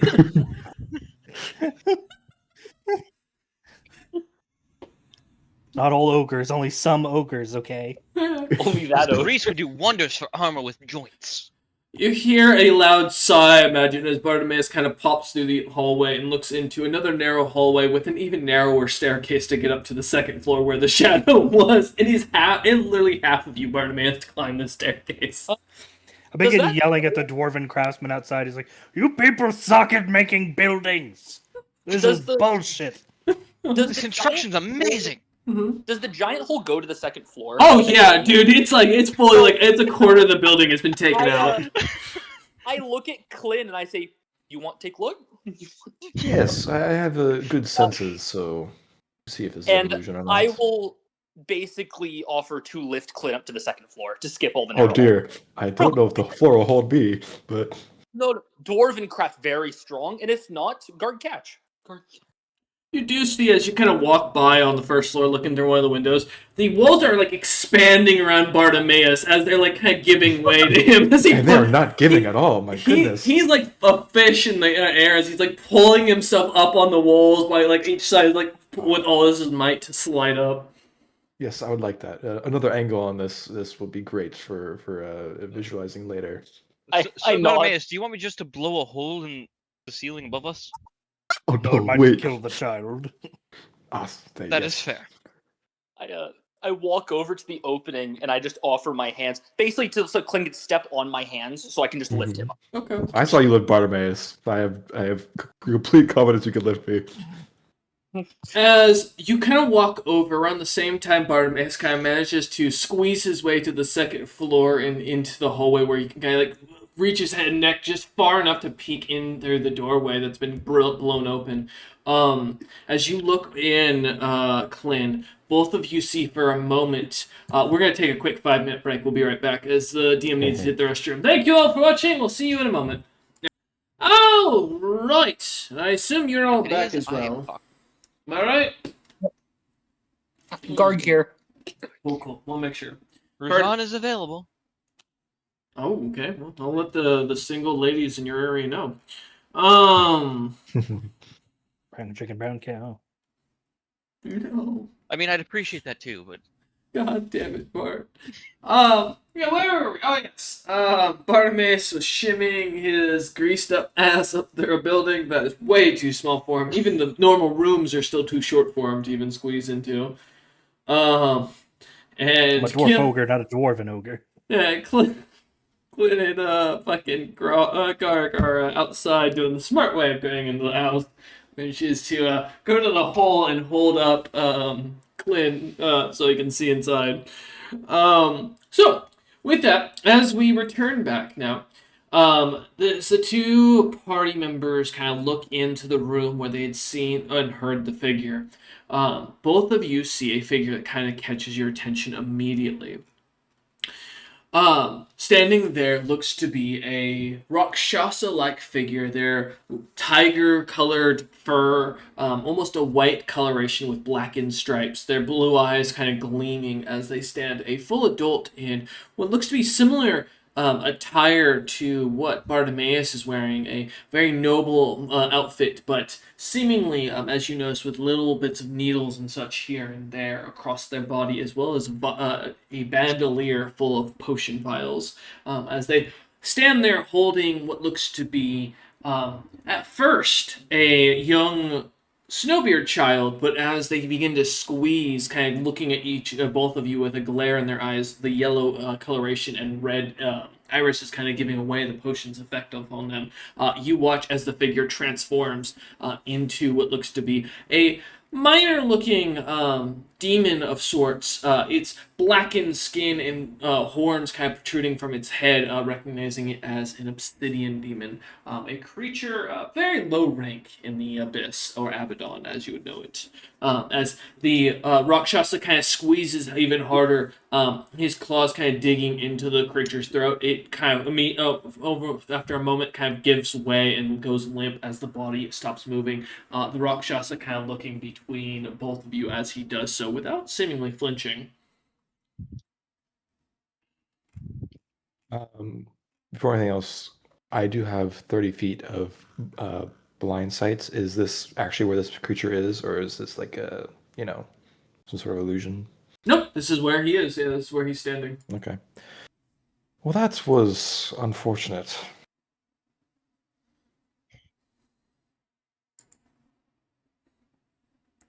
Oh, Garg puts his helmet back on. Okay, got you. Yes. Looking him up and down, this appear to be one of the red claws. Yes, it does. That looks it. As you also do see upon his chest, he has a medallion that seems to show the 3 bloody claws that seem to be glimmering. Member of the Bloody Claws. How do you do? And what are you doing? Looks at you and in Dwarven, he goes, "My name does not matter, but I'm taking care of creatures that had written up on my mission list that I was assigned. What does one of the Grove seek with the demon child?" Well, as with all children, my goal is to see them safe. Not as the Grove, but more of a personal benefit. Or rather, quest, I should say. takes this moment as you say that and kind of smiles and looks down at the corpse, the body still dangling or limp in his hand, and he looks at you again and then looks over at Clint, kind of eyeing you both, seemingly for a second. And then he is going to coup de grace the demon as he is going to bite its neck out, or its throat out. As he bites down and tears, and that is a successful hit, and damage, and fail. As he tears the throat out of the creature, looking at you as he kind of spits it onto the ground, a bloody chunk, as it kind of squirts out this blackened blood that turns blue almost immediately, kind of spurting onto the floor. He kind of looks at you as he wipes his mouth with the other hand and goes, "You still wish for this child?" I just gotta like give him the full Bartimaeus smile, and I don't know. I'm trying to cast a spell. We'll see if it fucking works. If we're in anti-magic or not. Before he does that, is the wall made of wood since I'm stuck behind Bartimaeus? Yes. I'm gonna try to saw it while he's talking. He's constructing. He's artificing. I'm gonna use my saw to just cut through it real quick. Where are you cutting, and what are you cutting it to? I'm cutting basically an area for me to poke my head around. He wants like a Bartimaeus. window. Yeah. He's doing some construction. Got you. She kind of climb up the stairs on the side. It's not a comfortable fit, but seeing a Bartimaeus kind of like poking his head in the doorway. He's so big, he's pretty much blocking most of the hallway. Yeah, you start kind of like sawing into the wall next to you that kind of leads into the room he's looking in. The saw ignores hardness and is Okay. magical that way. So if there's anti-magic, it's no longer ignoring hardness. The Rakshas kind of looks over it and then looks back at you again, Bartimaeus. Seeing the saw, and looks back over at Clint, concerned. Let me see what you're casting, Bartimaeus. Oh, I cast my new spell, Phantasmal Assailants. So if my friend can make me a will save. Okay. Let me see. Alright, there we go. On my will save. You know, shockingly, I am actually decent at these. Oops, not 184. There we go. If I could roll, that's a 20. Yeah, that fails. Damn it! And then he can make a Fortitude save. Oh, I know I can't fail that. Let's take a good fortitude. Yeah, I was gonna say I'm all fortitude. That's a 36. All right, you only take 4 Constitution damage and 4 will damage or Wisdom damage. Oh, you're a bastard. Okay, as you do this, he kind of looks at you in shock as you cast at him. Kind of spitting up blood. He kind of glares at you as his body grows thinner slightly, and kind of like looks over at Clint, and then kind of grabs at his bandolier, pops a potion into his mouth. As his eyes begin to glimmer, his body kind of shakes and blackens a little bit, but as his claws begin to protrude out a bloody coloration, kind of forming almost a cone around his hands, he looks at you one last time and goes, "Is it the Grove that wants war, or are you just stupid?" You barked a direct challenge in my face and expect me to balk? I expect an apprentice to recognize their position. Still, would you suffer an insult lightly? Richard looks at you and looks back over at Clint and goes, "Is there a master the Loxodon?" No, I am from a separate organization. Looks you up and down and goes, "Why do I smell one of you and one of your symbols? You're a master somewhere close." Does that strike fear into your heart? Looks at you. "No, it means that I will deliberate with him and to assure that his apprentice is properly beaten for his engagement with another organization of blood mages. A rule we were told we weren't supposed to do, and tended the organizations themselves. If he was not taught this, his master must be killed and he must be reassigned. I don't like him, and therefore I'd rather not kill his master, as he glares at you, Clint.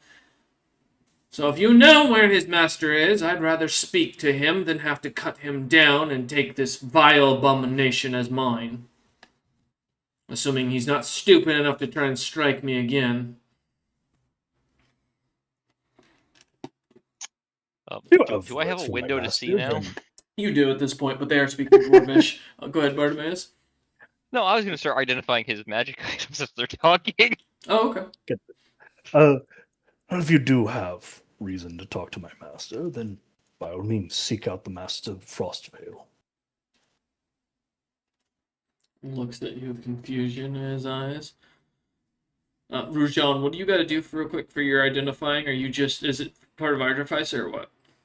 I'm just, I'll probably only get one off while they're talking, so I'm going to go with whatever has the highest magic power. Mm-hmm.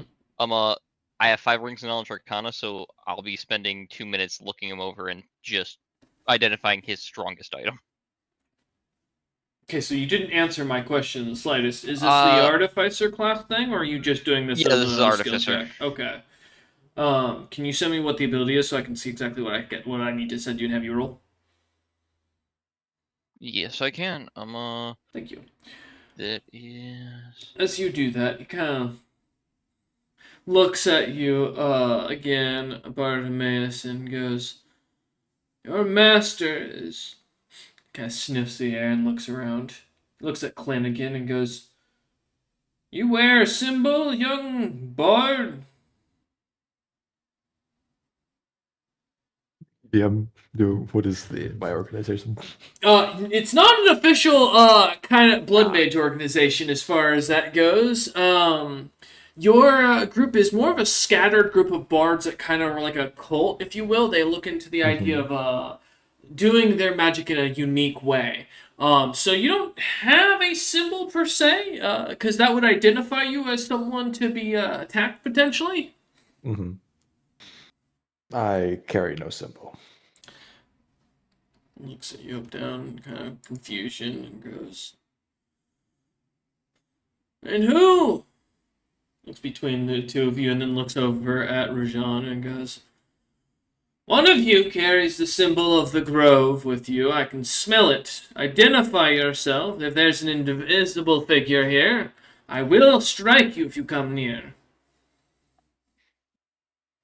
So he kind of shouts this out. Gar, you can kind of hear, there's a lot of talking, and you can definitely hear Clint saying something, but it's garbled for what's coming up from upstairs. Also, I don't know Dwarvish. You don't know Dwarvish? That's funny. As he continues to shout out. Okay.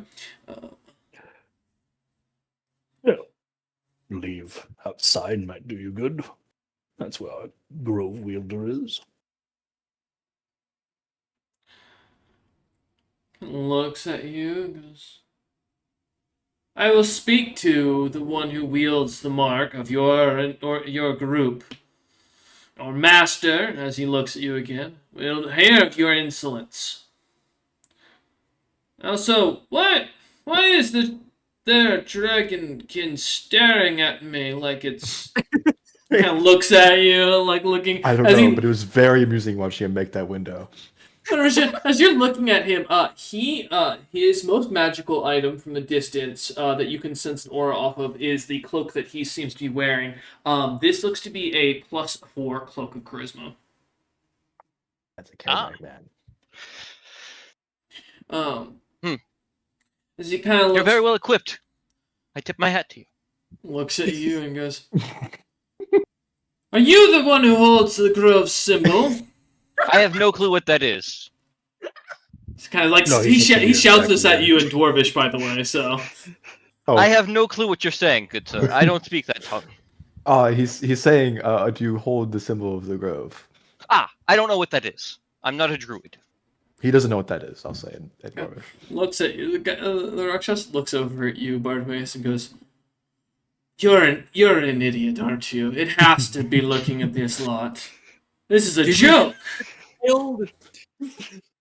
What'd you say, Garg? Oh, Garg, there's a very angry Uh, blood claw gentleman here. Jose, guard calls out in Haggish. Did you find the child? Did you find the child? Fuck you. That's the one I don't language understand that don't language have. either. Yeah, I don't have that either. I responded, Hag. I yell back to Gar. Uh-huh. It's just like, yes, one from one of the other groves killed him in front of us. That is a dead demon child. Is My that God. guard order to do something?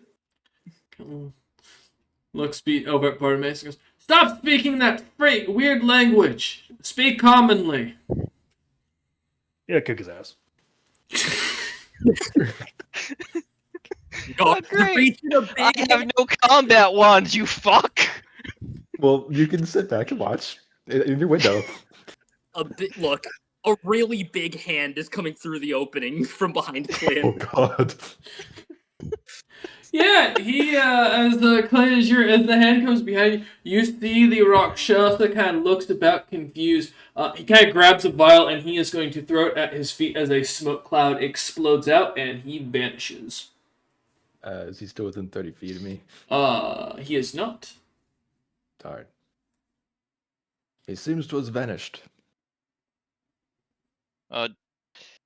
Seeing that and knowing what I know about magic, I can assume it was a minor teleportation effect, I'm guessing. Nope, that was not teleportation related. Oh. How did he... As the smoke clears and you see a broken window behind where he was standing. Classic. I will also say, there be a little rock that has a silent rune on it, kind of crack as the smoke clears. Do I see him come out? Silent rune. You do not, Guard. I'm just standing outside. No, you don't even hear the glass shatter. Guard just Can we get his name? trying to find him with his hand.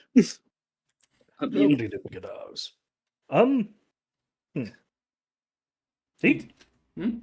Ah, shit! I didn't deal technical damage to him. No. I gotta look around and see if there's any blood that got left to cut himself on the fucking window or not. Give it a quick look around. There's blood around the room, a lot of blue blood. But the demons, but none of his from what you can tell.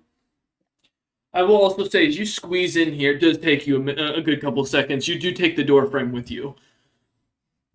Hold still. I carefully cut it off him, and the saw can't hurt people, so... God damn it, that Guard his people? I fully hate you in this damn saw. Did you give it to him? I let him make it. I regret every minute of it. The autism flaw? No. This wasn't just down money. You sure? It should be. Yeah, it was I'll put the saw away and just go, alright, that should take care of that. Like a walrus seal, or an elephant seal. As you're kind of pushing through all this, try to get in here. Bartimaeus. Yeah, the window is cracked cleanly from what you can see. Even down on the ground where the glass cracked through, there's no signs of blood from what you can tell. I might be grounded when I get home. Well, maybe you should hold off on finishing your degree. You see as the dwarf worker down below kind of looks up at you, sees you looking through a window, and goes, "Hey, you're not supposed to break it. That's our job. I could have made a lot of money off that glass, god damn it." I wanted my own fun. Is this gemstone glass? Yes. I'm taking the shards. Are you sure he's not autistic? You know what? I can't defend glass. I didn't give him the flaw, but if that's him, that's him. I take a few of the shards because it's crafting material. Is that what you say? This is good crafting material. Yes. I just look at our strange new person that is following us around, and I was like, huh. No wonder they say adventurers are fucking weird. Well, Bartimaeus, I think you're pretty weird too, but I'm not being rude about it. You see him kind of comment that from the corner. This is gold. Just writing all this down. As I put the shards in my backpack and move on. Yeah. Get out of the building. Yeah, I assume Bartimaeus, you're gonna squeeze your way out the hole and just pop out instead. I'm just gonna take the fucking the window The hole. route. Okay, I just you're like- not going through the window, but the hole in the building you can fit through. Okay, fuck that shit. I'll do Yeah. that instead. I just like do like snap my fingers and like little like feather fall effect like pops up. It's like, You like climb. Mary Poppins my way down. You crawl through like an army crawl, pulling yourself as your backside gets caught more often than it doesn't. Getting through this building, but yeah, you manage to get to the edge, finally kind of pulling yourself out, and as you kind of jump down with the feather fall, letting yourself Mary Poppins your way through the. The dwarf kind of glaring at Garg. This dude is way not afraid. Like a chihuahua, he doesn't seem to have a danger sense, as he's like seemingly trying to glare Garg down. Oh, on the way out, I'd like to collect some of the blood of the child. Okay. Because I might as well blood biography him in a minute. Okay, go ahead. Alright, go ahead and add that to your inventory, an 8-ounce file. Oh yeah, excuse me. Yeah, as you head back down together with Garg, as the dwarven leader of this guild kind of looks around and goes, "Are you done now? You satisfied there's no damn child?" Oh, there Oh, there was. It was. Oh, he's killed. still speaking Dwarvish, Rujan. Kind of looks about and goes, "Ah, damn it. Now I have to file paperwork, too." Say, I can't wait till he walks upstairs and there's just a demon body. Hey. And it's a lot of blood. Kind of turns around to his men, gives us like a weird hand symbol as he does that, and his men kind of like groan as they start gathering up their stuff, and goes, "Now I'm out of the sight for a week. And the Ironheart does all their investigations. I'll go let the guards know, that way they don't think I did it." That was interesting. As I walk over to my wagon, getting back in the driver's seat. Well, are we continuing our search, Bartimaeus?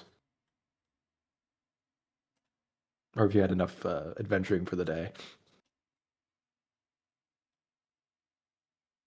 I mull it over and just kind of sigh and say, "Continue on for now." I don't think he's going to quit until he finds the child that we save. Well, we're supposed to just keep on continuing because the alternative is going back, which I don't think. My imagination is that the guy is going to try and go tattle to my grove first, and then probably come back and kick the shit out of us after. I don't have enough wands for that problem. We found our gut nut, gentlemen. Up to you where you would like to go. I assume you're going back, continuing about your journey then? Yeah. Gog, you might fit. It'll be a bit of a tight squeeze with you both in the back. No, guard can't do job in small space. Perfectly fair. What's your job? Kill anything that threatens Bartimaeus. And be best friend. Yes. I just I hold feel out- like that wasn't included on the job agenda, but Mhm. that was very heartwarming. hell it isn't. Doesn't that make it optional? As you guys kind of like think about this, Bartimaeus, are you heading back to the guild, or are you continuing your journey to try and search another area to see if you can find your Robin somewhere? I will say, I mean, you picked the right idea, because the first Robin was found stealing the rims off of Batman's car, so, like, the Batmobile. So this is, I mean, you got the right idea with Rujan here. Yeah, I think this is your Robin. I'm pretty sure. Yeah, your Batmobile, you know. Well, yeah, you know what? Yeah. Rujan could be I mean- a Robin, yeah. What does that make? What does that I'm make technically Garg? an orphan. You could have succeeded in one way or the other, Bartimaeus, because it seems Rujan here is an orphan. I am as well. And I You found- believe Garg is an orphan, I believe, from your story. Look, Lev, you found your Nightwing, your Red Hood, and your Robin. I think that's good enough. I think that's Bro, you are Alfred. I don't guard 100% you're Alfred. You're annoyed at the situation, having to punch everything no one else wants to hit, and you're having to protect the rich guy. Yeah. I am a buff Alfred. Hey, canonical Alfred was ripped as shit. Remember that? Jacked. I just kind of sigh and like there's like a moment where like it looks like Bartimaeus is about to give the order to keep going. I was like, no, it's likely more prudent to hunker down at this point. I just like think back to like the enemy Red Claw, because I've now dubbed him, and just start silently cursing his name. That I don't. Look, you even have your Joker. Who's this? Was it Joker? Guard Motherfucker can did just look me in the eye and kill the kid after I told him I was like there to like kill, like you rescue kids. Like legitimately, like just like, oh, you mean like this guy? And it snaps neck. Like, if want, Guard could look for enemy.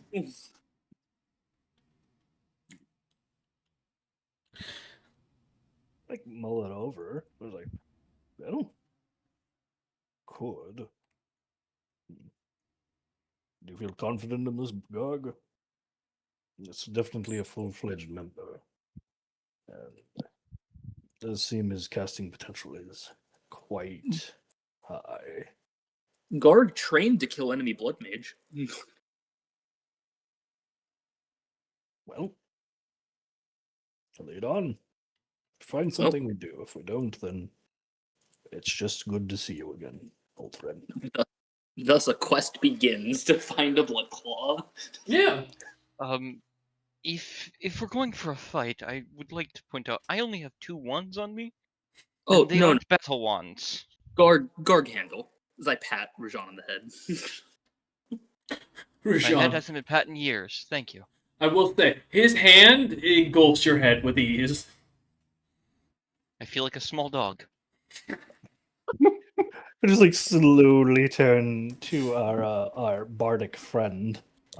Yes. So, you're a blood mage. Of a sort. I don't think it's the same way you do it, but or the Grove or any other established organization. I'm from a group that's more spread out. One of the lesser blood cults. Yes, Well, I don't mean to be insulting. I mean lesser in size. it's all right. It's all right. I know what you meant. I whistle awkwardly as I drive. Mm-hmm.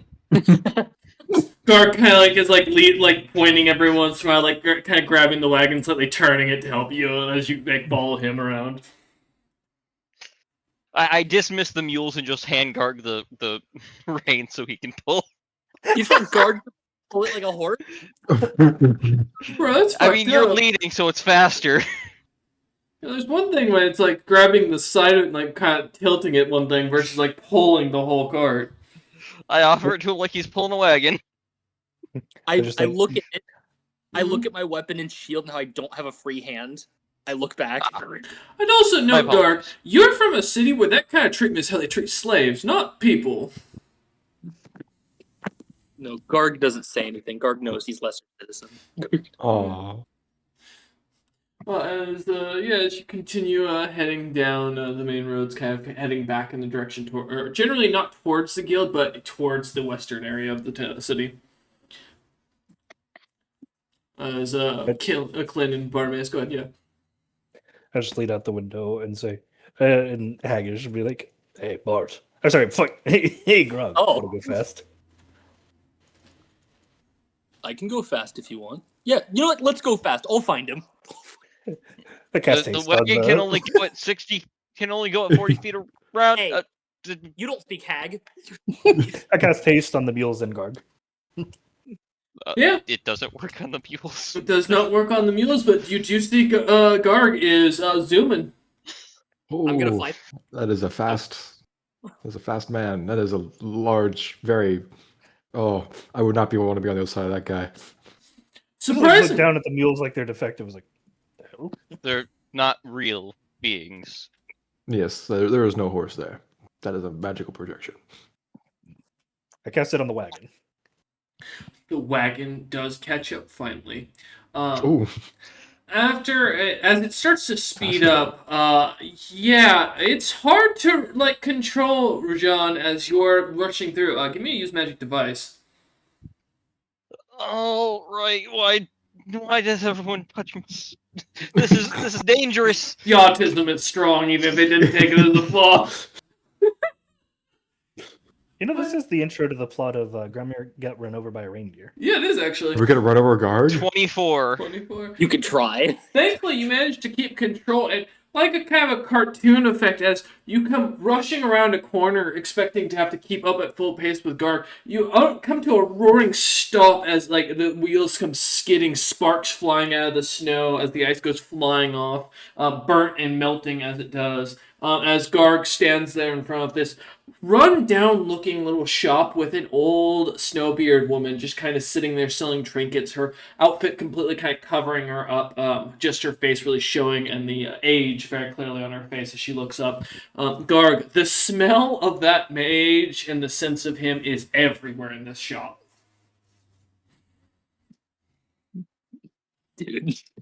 Garg leans down and takes a sniff. I have tracking. Are you gonna eat this old woman? Yeah, give me a survival check. Go ahead. Yeah.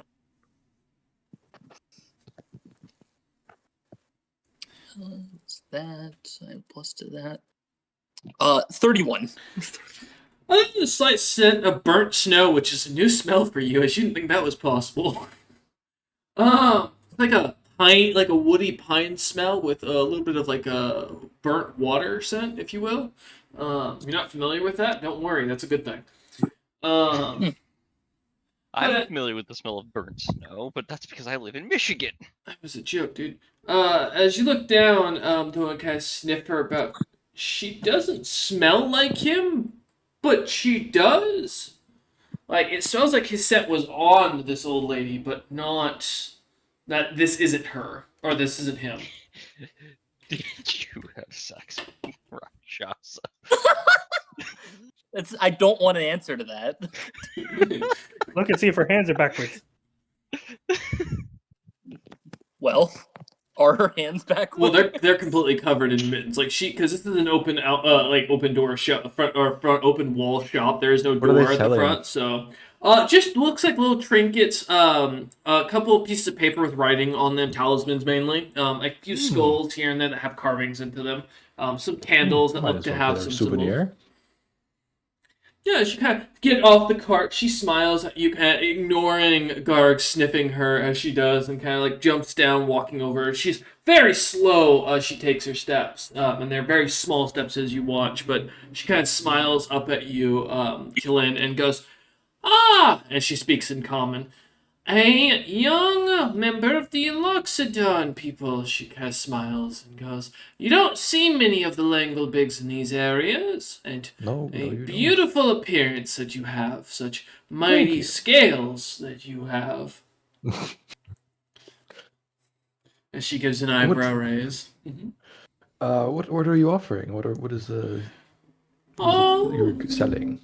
I offer about 4 services. She smiles as she like kind of does a little whimsical turn, holding out her like a kind of thick cloak that covers her off to the side, almost like a dancing, almost like a sundress, and goes, "I offer." She aims over towards it. Talismans, skull healing devices that I learned about, candle effigies. Or her eyes kind of suddenly pop open, glimmering blue. Me! And she gives a smile, and she gives a light cackle as her 3 teeth seem to kind of rattle in her mouth.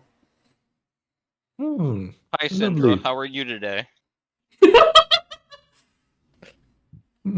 Which one of these items would you say has the most story? Well, I tell great stories if you're interested. As she gives a kind of No, a no, sigh not that. look. I'm more in the material objects. She kind of like snuffs it, kind of lowers her thick robe down again, and goes, "The skulls are the most interesting. The adventurers are curious about. They have stories of their own. They They can sometimes when you break them open, they have spell effects.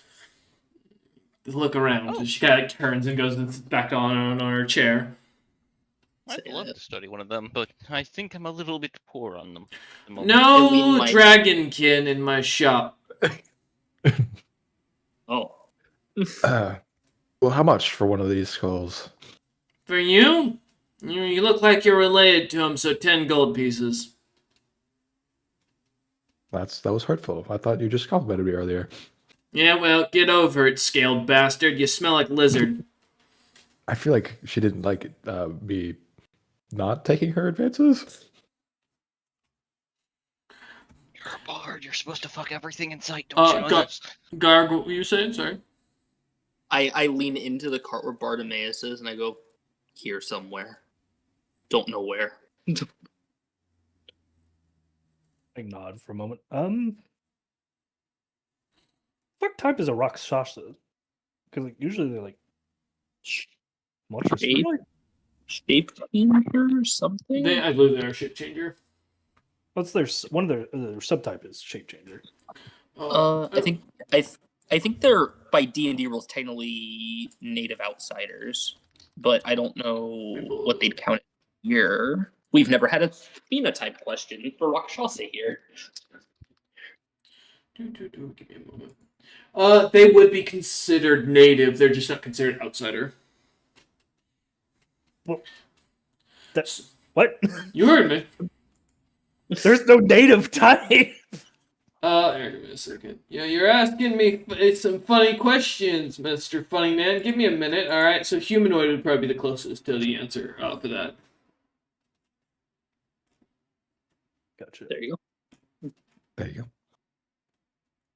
You know what? Fine. I'll purchase one of these skulls, and I'll give him 10 gold. She takes the gold happily as she hands you one of the Snowbeard skulls, and with the what you recognize as a spell rune of cure light wounds upon it. Thank you. I go back to the cart and sit down. He shrugs as you say thank you and goes, "Yeah. Tall, drink, and handsome." As she looks over at Garg, "You look like you're sweet and not like half lizard under that armor. What's your story?" What language is she speaking? Common. Just common? Mm-hmm. It's okay. Don't have to call Garg handsome. I know what Garg look like. Yeah, Garg not scaled. You're right. Garg, traveling knight? It kind of considers and looks at his own hands. She nods and goes, "A knight? Interesting. And what about you, big boy, sitting in the cart looking around the buildings all suspicious like? You some merchant, some bigwig?" I am suspicious. "I agree. There aren't many people as large as you in these parts. I think any restaurant around here is probably closing down as soon as you walk in the road."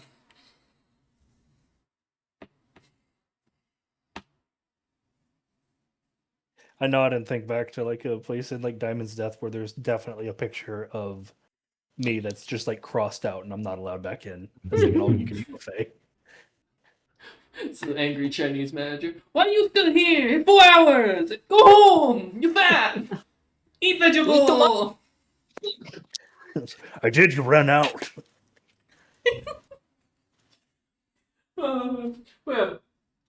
As you look around, many of the buildings around these parts look to be like kind of closed up shops that are kind of are closed due to the inclement weather, as well as the expedition kind of bringing in a lot of individuals that have bought out a lot of the shops' merchandise around here, being many restaurants and food suppliers, mostly. And then beyond that, the few metal workers and such. Beyond the craftsmen have pretty much been bought out cleanly due to the high interest of adventurers making their own gear in the area. Gotcha. Can I do a detect magic looking for traces of polymorph? Okay, I was gonna say I'm glad you specified because like her entire shop is magical. But yeah, go. Remind me, is detect magic a roll or is it just rounds? It's just rounds. Yeah, okay. it just takes a number of rounds to get more specific information. Cool. And I assume you're gonna just wait the full 3 rounds for them vibing here. Yeah, because I mean it's only 18 seconds. Yeah, just kind of give a look around. Hearing the older woman kind of looking, still shouting, catcalling, going, "Come on, big boy! I can. If you buy, I guarantee I can feed my family for a week." As you look about, you don't sense any magic outside of the few magical items here and there. They are more like stuff that you recognize from the restaurants that you've kind of passed through. A few senses of a couple of magical salamanders in the area. The pretty common pet for the snowbeards who work as either smiths or cooks. She is flaring off like crazy, giving you about a strong comparison to you, from what you can tell. She's not wearing any magic items though. It's only her directly. Um, Beyond that, around the shops, there doesn't seem to be nothing above you. Uh, and remind me, it's only a 60 foot, so it's 60 foot around you, assumedly, in this situation. Okay, then yeah, nothing catches your eye otherwise. What kind of magic does it seem like? The aura? Is it evocation, divination, illusion? Good question. Let me look. Evocation, and illusion.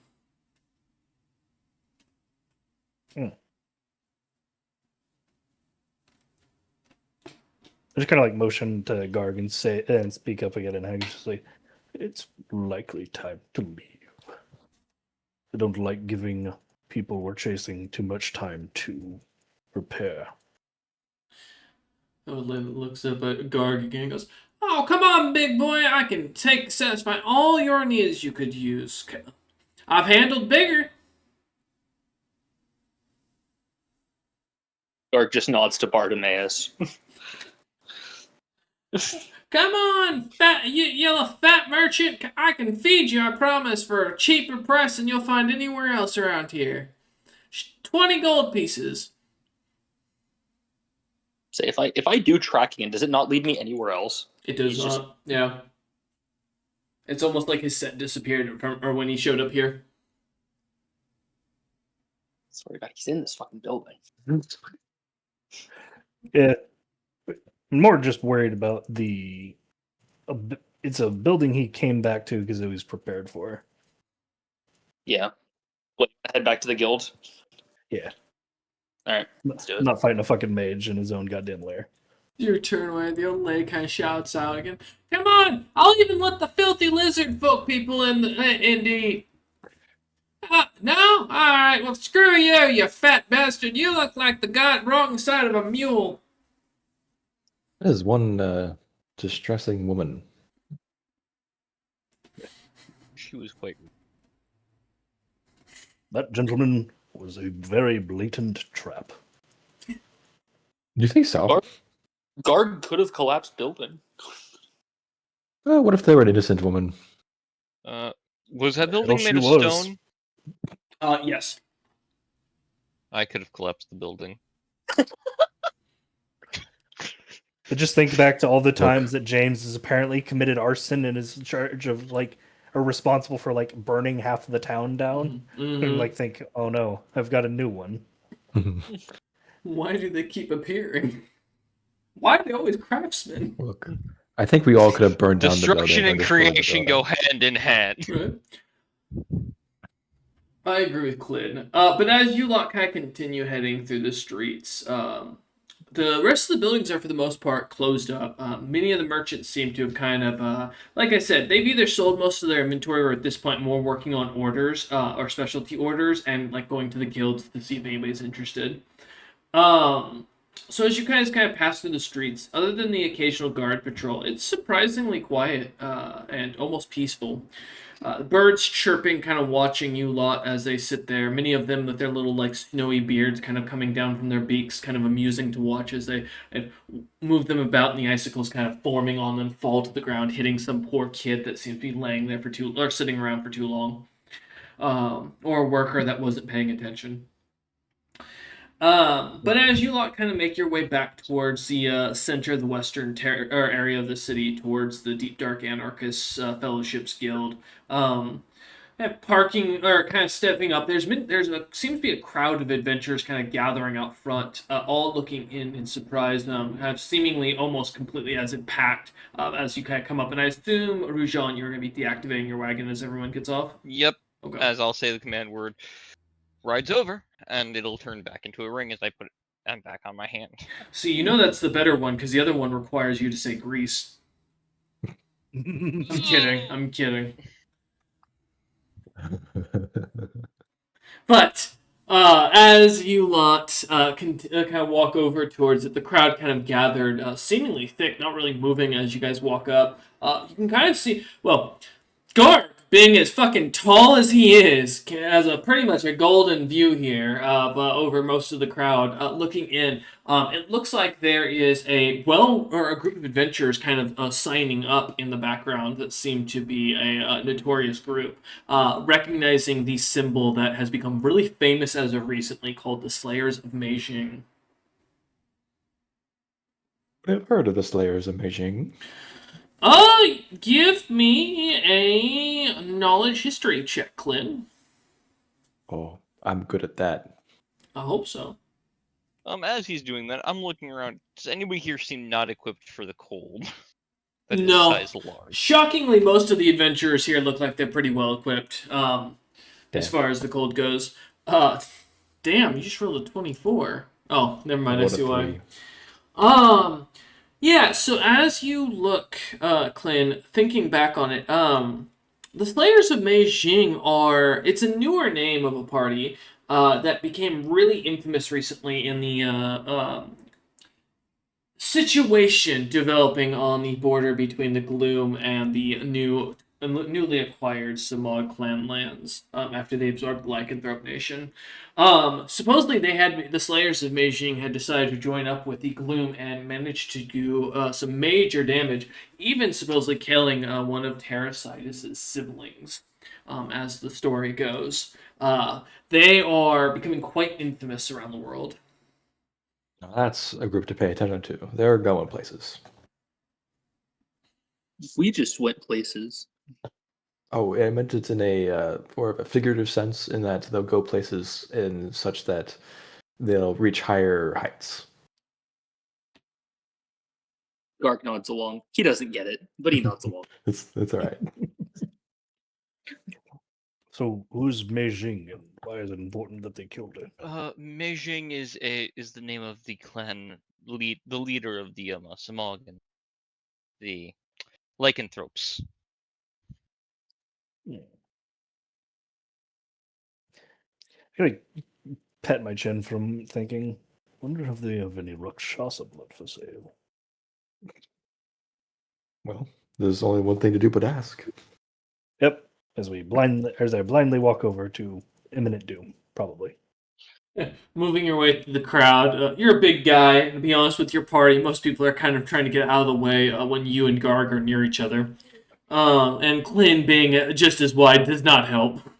We're a very big target. Yeah, like 3 giant dudes and a small white girl walking into a bar. Oh no, Rujan.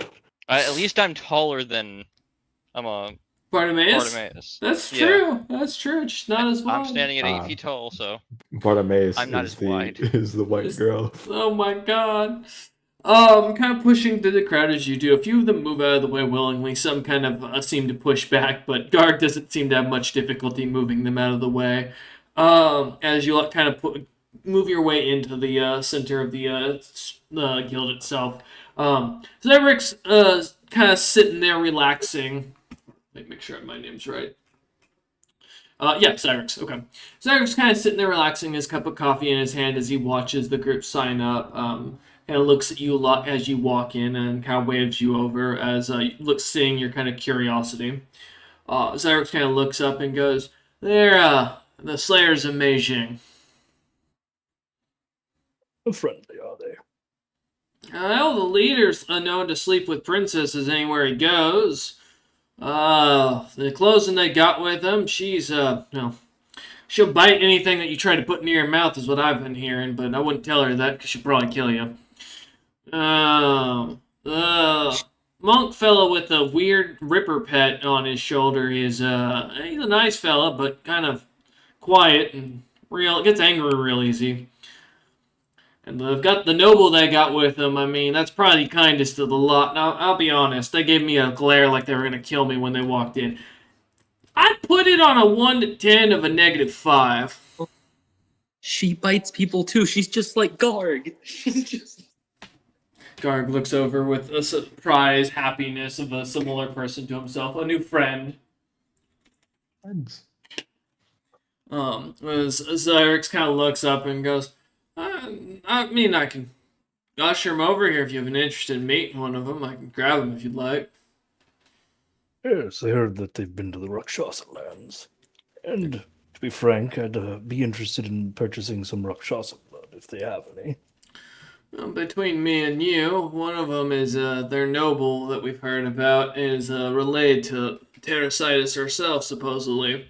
Even managed to kill one of the main Mei Jings that Terrasitis was related to, a half-brother or something of the sort. Oh, fun. I don't know the details. I just see he was some sort of upstart general with some capabilities. Oh no, I mean, which one is the Rakshasa? They don't look like them. Like, don't know if I'm just being racist, but I didn't hear one that looked like a Rakshasa from the description. Correct, you are right. Samog is a general term for catfolk. Basically, for Bartimaeus' own understanding of the world, the folk that were cat-like basically evolved in the territories of the desert, eventually growing powerful enough to kick the crap out of the dragons and the giants that showed up there, and unifying under the single Mei Jing clan. Only other important real note for you is that the Samog differentiate based on what moon they're born under. Very Elder Scrolls-like, if you will. So that basically a Rakshasa and a Tabaxi are the same species, if you will. They're just variations depending on the time of year they're born under. So to answer your question, yes, being of a Mei Jing means the person is a some sort of Samog, some sort of catfolk. Gotcha. Well, I guess I shrug and say, sure, bring the noble over. If you wouldn't mind. Imagine the rest of them will probably follow suit, but probably the easiest approach about the subject. He shrugs. Sorry, Clint, what was your question? Me and Rujan are talking. Oh, okay, got you. I thought that was reference towards me. My No. apologies. Yeah, as you you see Zyrex kind of like wave over, you see the whole group kind of seeing seeing Zyrex's movement and kind of recognizing the rest of you. They seem to kind of almost as a party walk over. And I am going to post a picture for reference while I describe them, but it'll make it easier for you lot who are not familiar. Perfect. I think this is the right one. It's close enough. Alright. You see as this group kind of walks over of this, one of them being a catfolk with white hair, looking almost like a Maine Coon-like creature with this glimmering red ripper, which, if you don't know what a ripper looks like, they're not the normal kind of pet you'd think in D&D. Let's see if I can find a good picture for it, because I don't even know if they actually made a picture on the monster index for the beast. Might be one of those ones that wasn't. Un momento. Oh, did I not? Did I forget to grab? I know I had it somewhere. Anyways, yeah. So, oh yes, I do actually, because I've got the link in my draft real quick. Want to make sure I get the proper thing. Open link, thank you. Oh, they don't even give a description. Okay. Yeah, the beast itself seems to almost look like a chameleon in its design. Although it seems small, its eyes kind of seem reddish and almost glaring, like a cat's, kind of looking about. The robes of the cat individual, as you recognize, look to be the reverse colors of Ella Ugbo's own design and symbol, from what you can tell. There is, on top of that, as you look around, the other individual looks to be kind of wearing some torn up robes. His spear kind of seemingly kind of strange looking as it moves about almost freely in his hand, the head kind of wobbling as he steps around with it. The almost wrappings around his hand kind of catching your attention of a monk, but having never seen a monk with a spear, it kind of catches your attention as they walk over.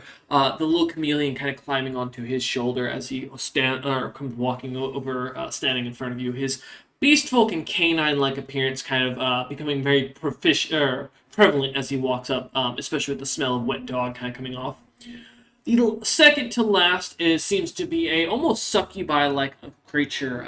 Large red horns coming out of her head. A heavy black plate mail that kind of covers her almost from head to toe. A shield with a devil's skull being cracked by a mace kind of painted upon it.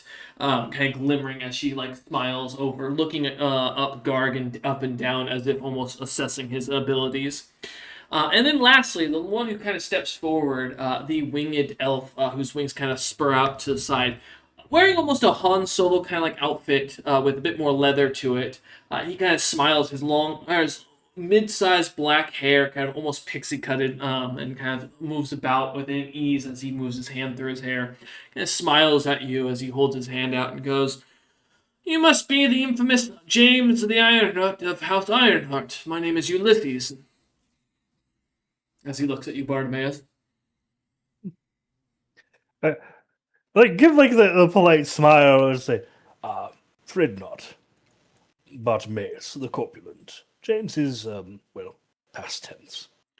"Oh, so what the rumors we heard were true," he nods and goes, "My apologies, I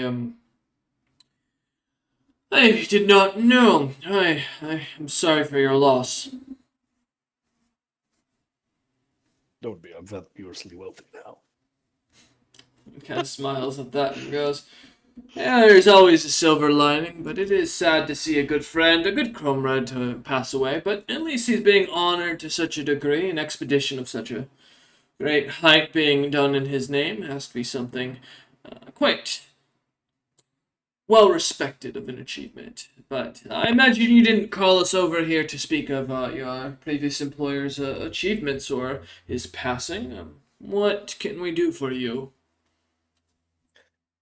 Well, as fellow adventurers, I'm sure you've made strange requests, and I have one of you. Heard tale of you coming through the Rakshasa lands not too long ago. Having some events with Terrasites yourself. He nods. Yes. That is true. As he looks over at his compatriot, the Crusader, kind of wearing the opposite of Ella Ugbo's coloration. Her symbol completely kind of cracked apart wearing on his neck as it looks like it's been destroyed slightly on purpose. As Ulysses looks back at you and goes, "And wasn't the most pleasant experience I'd like to speak on, but if there's some details we can assist you with, I'd be happy to give you what I know." Kind of nods and say, "Well, it's not so much that I wish for information as much as I have. Or to put it frankly, there is a Rakshasan individual who has stoked my ire, spit directly in my face, more or less. And I require some Rakshasa blood. I was hoping, or at least wondering, if you possessed any that you'd be willing to barter for." He looks at you for a second and looks back at his party. You kind of give him some nods, and he goes, "Actually, yes." And leans down to his bag of holding and pulls out a severed, rotting head. It kind of holds it out. The hair is kind of pulling off, and it looks kind of cat shaped, but it's quite a lot larger. A thick, what looks to have once been probably a thick mane, kind of now more a couple of spotted long hairs kind of protruding from where the neck joint has been almost completely rotted away. A couple of maggots eating away at where the little bits of tuft or hair are still. The back of the skull, where most of the fur still kind of holds on, it is wet and sound. You can hear it like suctioning off the skull as he holds it up, pulling it out. Now that's how you make an impact. Perfect. Like hands it to you and goes, "You can keep that. We already turned it in for a quest. They didn't require the ingredient. The rest of his team, or the rest of his group, kind of like seems to kind of plug their nose or like hold their nose, like as they kind of back up a few steps and kind of continues. We really didn't have a value, but so you're doing us a favor. Oh, that smells terrible. It is 8 months old. Smells like home. I just kind of like nod to Garg, is like wistful. It was like, yes. We should probably did put make it somewhere a so it good doesn't everything clear stew. out the joint. Like sigh, like make like a motion and cast preserve organ. Ooh. Oh, Ooh. I have things. Mm-hmm. I'll pull out my box. This Like do like my thing, or like gather up some of the rakshas and blood to put in the thing, because thankfully it doesn't have to be fresh. But Correct. Yeah. 'cause- You kind of gather up Field blood, blood. and then Garg, what are you grabbing? You said you're gonna put it in. my Angra's chest that stores meat. Oh, okay. Yeah. So you kind of pull it out and open it, holding it under Bartimaeus' hand as he kind of holds the skull, draining or letting some liquid drain into a vial. That is impressive and disgusting. Ulysses nods and goes, "Hey, tell me about it. We've been looking to get rid of it. Do you have any value in what we call them blood pudding? But unfortunately, we haven't found many outside of the dragon nations that are willing to buy the blood pudding cakes that we have. We have about 12 of them. We just kind of started collecting a mix of the materials, and when we had so much of it, but of such small variety for each of them, we just kind of tossed them into a What kind of barrel. bloods are they? Well, as I mentioned, they're in a mix. We just kind of tossed them in a barrel and they aged. And as we pulled them out one day, we found they turned into these like pancake-like shaped things, and we've been calling them pudding for how they open up. Would it kill you if you ate it? Oh, well, we fed it to Gay Bolg as he points over to the chameleon on the lycanthrope's kind of shoulder, the beast folk, or the very canine lycanthrope individual, and kind of goes, Gay Bolg was able to get it down, but I've seen him devour an entire 20-day-old corpse without even a stomach ache, so I'm pretty sure that creature could eat it whatever it wished. Intriguing. It's think I'll really pass. concentrated dragon blood. What was that? Sorry, Bartimaeus? I said it's basically just concentrated dragon blood. Dragon, Loxodon, Beastfolk, couple of mimics, Moose, Gloom, Tabaxi, some Rakshasa. I don't believe Ooze has blood. You'd So is it think just ooze that, in there? but no, ooze do have blood. It's that inside material that it's not hardened. It's like a liquid that smells horrid and rancid. That's the gel. Yes. All of Ooze blood is philosophical enough. Gar kind of rubs his chin again as a philosopher looking up at the sky. That is a fair point, Garg. There's a like kind of like nod, and it's like, I don't see it. Perhaps I can separate out the parts. It's some useful alchemics, if nothing else. You're going to destroy the nice food they made, Bartimaeus. I didn't say that I wouldn't try to eat it, maybe eventually. Looks over and kind of snaps his fingers as she Bernadette smiles and kind of grabs out a barrel out of her bag of holding and brings it over and hands it to Ulysses, who kind of hands it over to you. And it's about a good 3 foot by 3 foot barrel. I mean, this is a pretty big barrel as you kind of pop open the top and look in. For those who are not ogres, can you please give me a fortitude save for the scent that you get? Because it would put rotting fish to shame. Oh no. I'm moving away from this because it smells horrible. Oh, be afraid. Garg's prepping to roll to see if this could be turned into any kind of food. Hey, but we got the same Both, number, Rouge. both of you immediately lose your lunch as you back away from the smell. Oh. It is horrendous. I immediately pull out the flask again and start chugging tea to get the taste out of my mouth. That's Start wafting it that like is a bad. bouquet.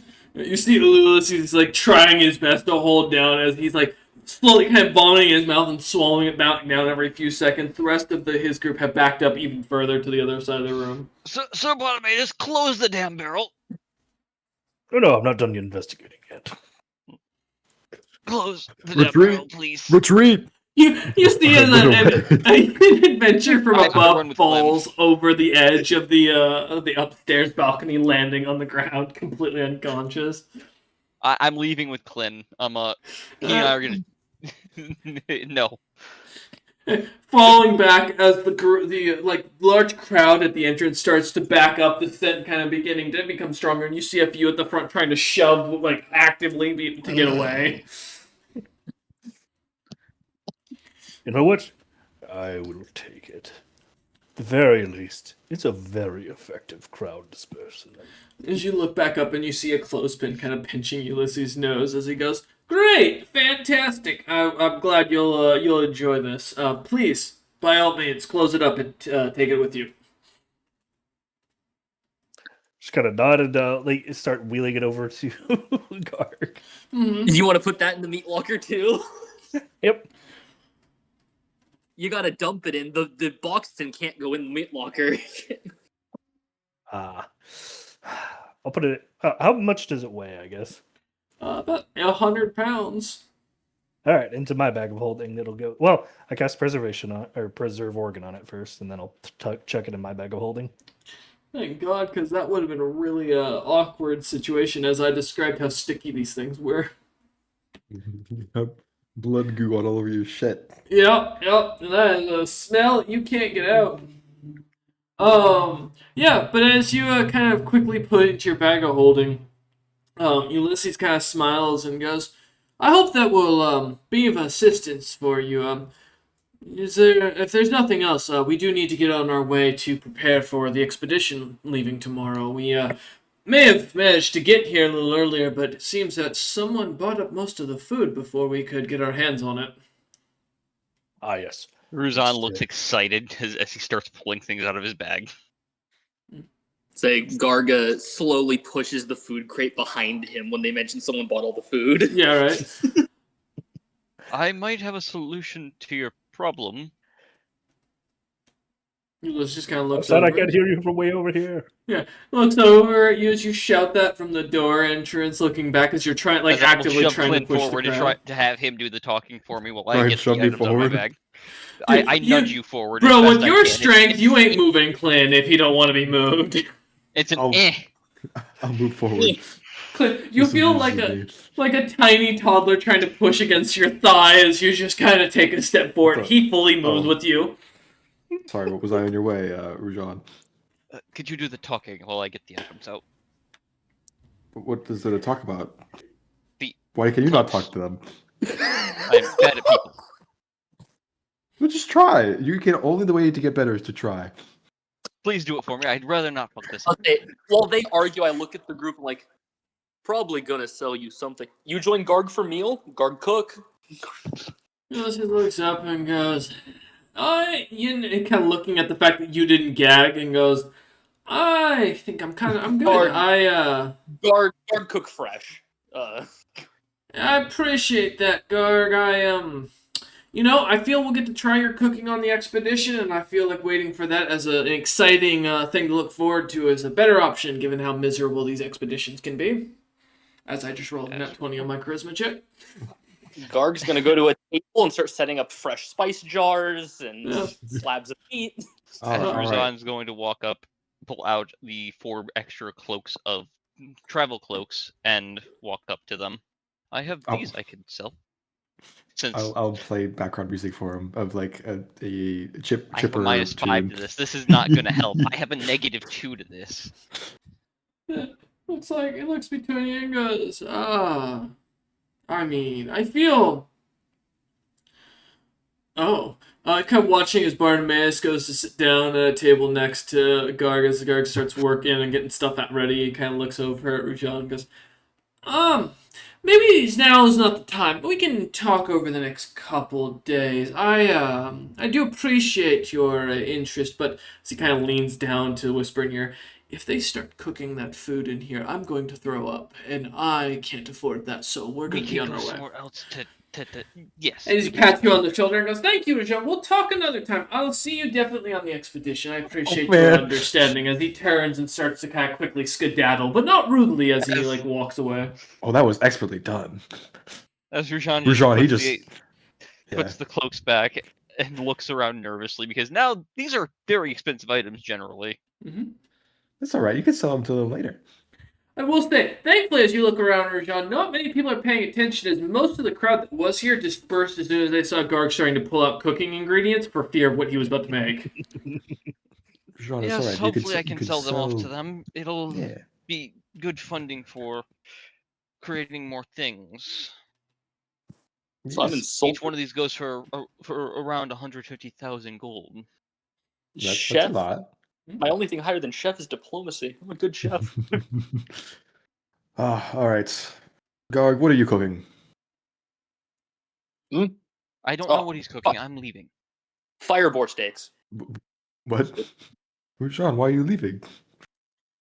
After what he put in that box, I do not trust his cooking right now.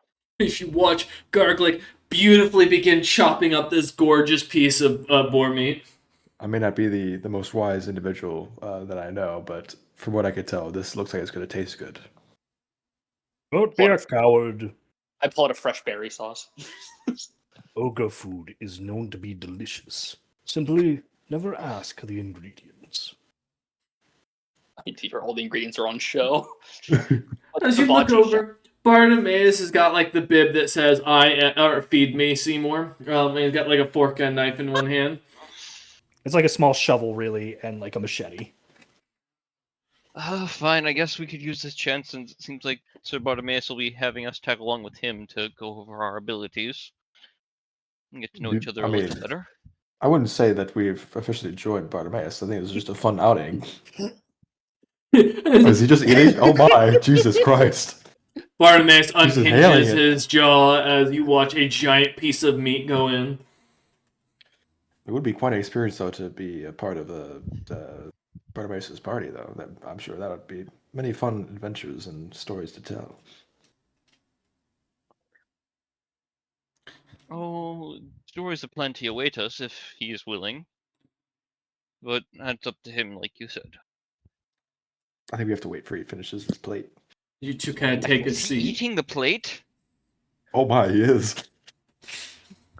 As you two take a seat next to Bartimaeus, mostly to kind of enjoy the show as you watch Garg begins to kind of move back in. I will say, the chunk Bartimaeus is eating is already also very, not fully cooked through as you normally eat, but he is an ogre and does not have to care as much.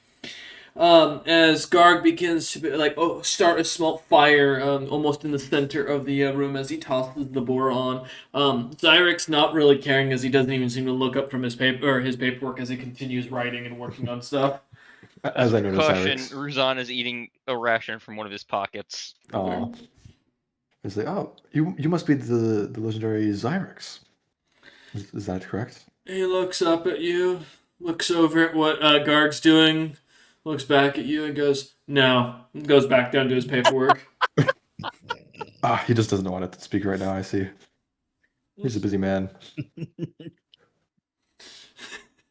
I like to think I give him slightly less headaches than James, but hey. A lot of paperwork when someone does. It's less political stuff, more just weird stuff that happens now. I just love that Rujan Rujan just eating like a little trail ration. Oh no, I should wait to do that. As Garg kind of works the fire, you watch as the berry sauce kind of hits the boar meat, causing the smell in the room to almost elate with this sugary fat kind of scent that is just almost intoxicating. I should always play a character that knows how to cook. Because we need help feeding Bartimaeus. Also, it's a craft I don't have to think hard about having. He doesn't have Fair to. enough. He doesn't have to roll anything creative really with it. It's just roll once and then boom. There's no item making. Roll once, name whatever weird thing I want to make, and then it's gone, and I do it again later. Yep. He's not writing a recipe book for this character, Uh, sadly. Oh. However, no, I was for Soot. I might for this character. It might be funny. At some point, yeah. For the rare It's gonna have some ingredients, you know. outlandish Garg's ingredients. Ogre Cooking, the kitchen edition. It's got to be for the unique monsters you guys run into. But go ahead. The balls of a mimic. Yeah. I will say this is a famous dish in DM's world from the Frost Giant lands. This is how they cook their fireboar with the berry sauce and everything. Yep. You get the idea that Garg collects food ingredients wherever he goes. It's been quite some time since I had a dish like this. Garg doesn't get to cook often. Good berries take time to stockpile. Indeed. I kind of look Rujan up and down. Mentally catalog he's a vegan, and I keep cooking. Mm-hmm. You notice he's actually eating a piece of dried meat. Just Mentally catalog he doesn't like Garg. Mm-hmm. But it's Is the dread meat like a perfect little bar? yeah, more or less. Cut Alright, to cool. a square. It's cut into a square. I must ask Rujan, are you only able to eat squares? No, it's just I was told when in a new city to not trust anyone who's trying to feed me immediately. And while I am grateful to Garg for attempting to, I think we should learn more about each other first. Oh, you fool that not poison immune. Oh. You simply must have a strong stomach. Yes. And I'll start eating. Allow me to help you train. Oh I no. don't think there's a stronger stomach in this world than you, Bartimaeus, except for maybe an Elysian dragon. Flattery. We shall see. I will find one and I shall consume it. Please don't. They just like to drink and have fun.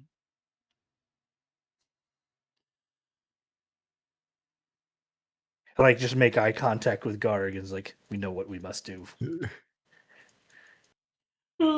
Yeah, as you continue cooking, kind of looking about, Zyrex kind of looks up from the table and goes, "Oh, Bartimaeus, I have a list of all the adventuring parties that are showing up. I'll have the report to you whenever you'd like, just as a heads up." Sure. Feel free to come join us. Looks over at Garg, looking at the food, and goes, "No offense, but I can't eat right now. I have paperwork in front of me that needs to be filled out, and someone needs to do work in this castle. If you leave it Is only it to still Soot..." in his pajamas? Yes. Oh, no. He changed earlier. If you leave it only to Soot, that old man will die of stress. He's already having enough with Mineral being, as he put it, incapable as James. Isn't this mineral a child? Yes. A few years old, teenager probably. I don't really know much about his species, but he's capable with a knife. Look, we all have our talents. Mine don't lie in paperwork. If it did, he would just have to do it twice. Ain't that the truth? I know I got your reports for the last 6 months, and I'm still trying to read half your handwriting. What can I say? Cactus tends to rub down the fingers. Yeah. By the way, looks over at the other third-party members. Let me guess. Tweedledee, Tweedledum, and Tweedle, I'm gonna fuck you up, as he points at Garg. Which one am I? I crack my fingers. Yeah, he kind of smiles and he goes, Tweedledee. Why? Because the one eating the I don't think ration there, not recognizing the meat is edible, is an idiot for the waste of money he's putting down. So what does the Tweedledee mean? Means you're annoying me. I'd say I lean in. It means you're not dumb, because other people dumb. Fair point. I don't think Rujan is quietly dumb. eating his ration. Yeah. It didn't cost him anything because it was free. He's just a nervous individual. He's in a new land. Is Rajan, is this your first, visit out of your comfort zone? In a long time, yes. See, he's just nervous. Yeah, and you talk to him like he's a porcelain doll instead of a human being. Rajan, what's your Yes? reason you're in the city? Joined the expedition and was hoping to meet with James, but heard he died, so Good. What, your full name, Rajan? yes. Alright. He writes it down. Let me guess.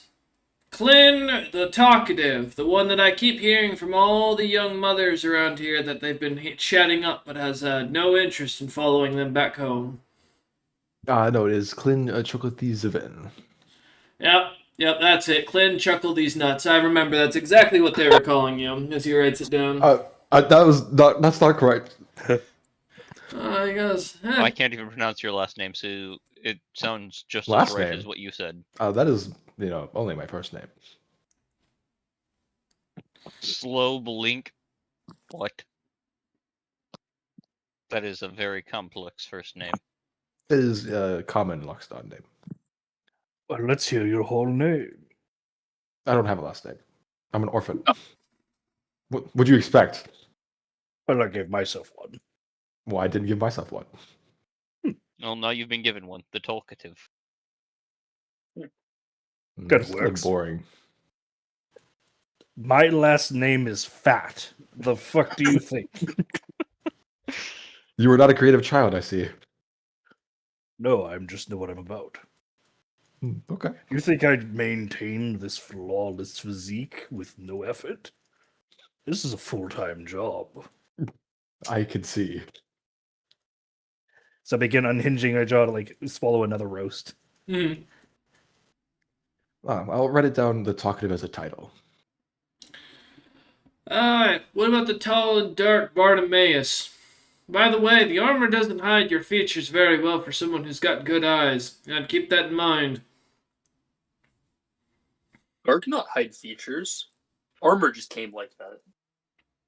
He speaks the common tongue. Good. I was hoping you wouldn't be a brute, and you can cook well from what I can smell. People assume Garg dumb. Garg just self-learned. Well, hey, you remind me of the man I followed in to take this city. He was also the same thought process, although a lot more lucky, I imagine. Regardless, good to see that you got some competent people. Bartimaeus, I assume these lot are going to be following you down on the expedition. Yes, I imagine so. It's handy having another blood practitioner around. You look like you'd probably die without me, to be completely honest. And, well, you seem like a talented sort. I could put you to work. Look forward to it. I'm sure we'll discover many things. Or Or that's die my hope, trying. anyway. Looking forward to being able to craft and explore with you. Alright, well, Look. if you want, he cuts you off completely and goes, holding up a form and goes, if you're going to join as a group, Bartimaeus, you may not remember this as you skipped half of my lessons on the paperwork for this expedition. They do need to sign up with an organizational name as well as a some sort of explanation of their name on each on this piece of paper. He kind of hands it to you and goes, fill out the name when you're ready and get back to me within the time before the expedition. I will kill you if you wait till the last moment. They suddenly hear the voice of the DM himself. Right. Here, as he like pulls out from his pocket or out of his bag, holding it in his hip a pouch and drops into your lap a bag of 5,000 gold pieces and goes, for the sign-on bonus for the three of them, you might as well give it to them since you're filthy rich. But that is technically by the expeditionary rules. You'll be paid for it. It'll be 10 gold for every day we're there once the expedition starts, so that includes the travel time. Meals will be provided, but don't expect a good cook. Garg's about probably the best chef we've got hired. I think I could improve Garg's cooking. You haven't eaten any of it. He kind of looks over. He looks over at you and goes, "Well, Gordon Ramsay, I will look forward to how you're going to come up with that. To the rest of you, You feel know the free." legendary Gordon Ramsay? I do. He was a traveling member of the Deep Dark Expedition Fellowship for What a do you time. know of him? I'll tell you later over drinks. We have a long walk. But as he looks between Lana, he goes, "Take a moment, think on it, get it back to me. And for the information on the expedition, as you know, since you're a consultant, Bartimaeus, as long as you don't take anything from the itinerary of items we're looking for, being the noble house's personal attires and items that they requested, everything else you get to keep. Coin, of course, will go to covering the expedition, and the rest will be paid out to you afterwards. So you don't need to bother with keeping coin while you're down there." Gonna nod and turn to the others. Let's code for I'm basically funding the damn thing so I can fuck off when I want to. Dude, That is- Garg Yes. is looking at Zyrex over and over. He hears he's the best chef because in Garg's meaning he's average. And he's like, "Do you need Garg to lead chefs?" No, we have some ration makers, we call them. They're apprentice cooks and such that are learning, and they're getting their credentials by joining the expedition to basically show what they can do. We should be in for a good treat, but there's always a guarantee, in my experience, that one of them's going to screw up royally, and we're going to be left with a very unfortunate meal.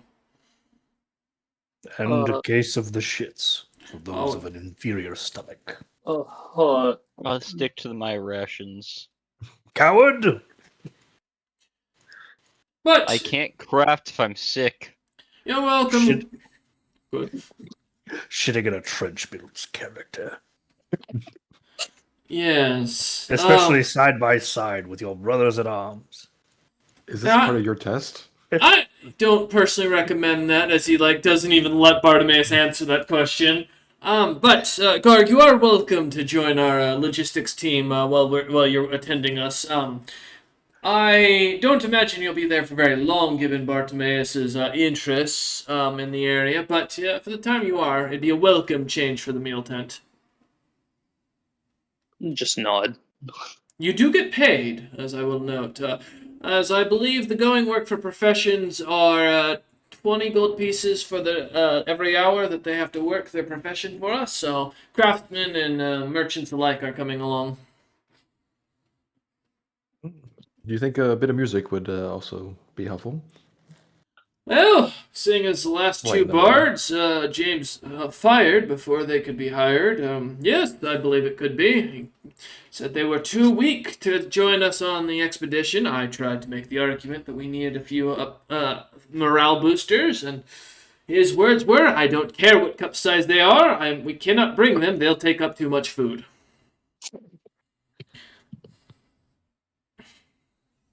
I just look down and say, was James really judging power by cup size? Damn, he must have thought me quite impressive. As I just look down. This James fellow seems to have been an odd individual. Dude, It Garg does puts seem his that hand near his way. chest because he's oddly more thin for an ogre. And he's like, Garg not strong by his standard. A gentle pat on the side. Nor am I, Garg. Nor am I. Yeah, but you crafter, not supposed to be strong. Garg warrior. You're strong to me, Gog. Always So have. what does this mean about Rolobit? That was his right hand man. I don't know, he was a bit of a himbo. Oh, Garg know what that like. You- Giant women keep saying that about Garg. Oh no. Oh, Zarek kind of smiles at that and goes, well, regardless, figure out your name. If you're willing to work, make sure to add that in your information next to your name. Oh, and Bartimaeus, I did have some strange fellow come by the guild after you left. Said to hand this to you as he kind of holds out a letter with the Grove sigil kind of smeared into the wax seal on it. He goes, "Strange fellow, about a little bit taller than Garg here, cloaked, weird red eyes. Oddly, I don't remember his face now that I come to think about it. That's probably a wizard of some sort, I'd guess, as he grumbles walking away. But the letter's for you." So Their turn Garg back. reaches over and takes the letter from Bartimaeus. There's like the back of my hair, like the hair on the back of my head, like kind of stands up. I'm like, ah, shit, I'm in trouble. Probably. Okay. Garg walk over there. Garg open letter. It'd be really funny if you Well, walk over there, you he's- just fucking explode. While he's opening that letter, if we're working with you, do you have anything you would want to outfit us with specifically, Bartimaeus? Are AKA, you hey asking bro, for I'm donations? poor. Please give me items. AKA, I'm 2 levels lower than the rest of this damn party. I'm gonna need the items. You did it to yourself. You don't get to complain. It just kind of like nod. It's like, sure, I have a right few number of effects left over from James and Rollerman. I'm sure they'd enjoy, or at least they can't complain about me handing their shit over to some random guy I just met. That is true. These items might have lots of, meaning to them.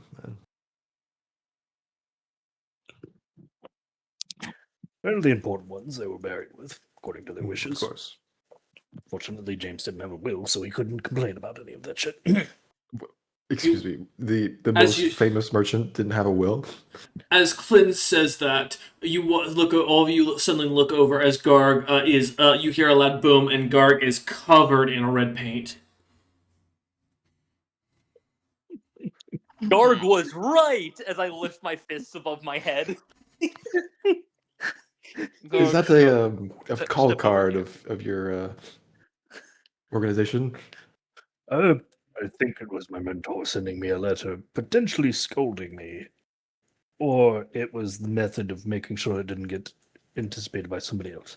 Guard, you managed to read any of it before it blew up. Garg, as you look down at it, it's the paper's fine. You're just covered in stuff. Oh. Now, can Garg read? Yes. Garg is Yeah. literate. Yeah. I just I like motion for him like to bring the paper over. I suspect I know who the sender is. Yeah. I like sidle up next to Garg to be in the protection from chaos thing. Yeah, give me a reflex save. In the arms of the angels fly away. You're good at reflex, right? Infamously, no. The Garg turns back to turning his roast boar. All right. Well, it's a 21. So 21.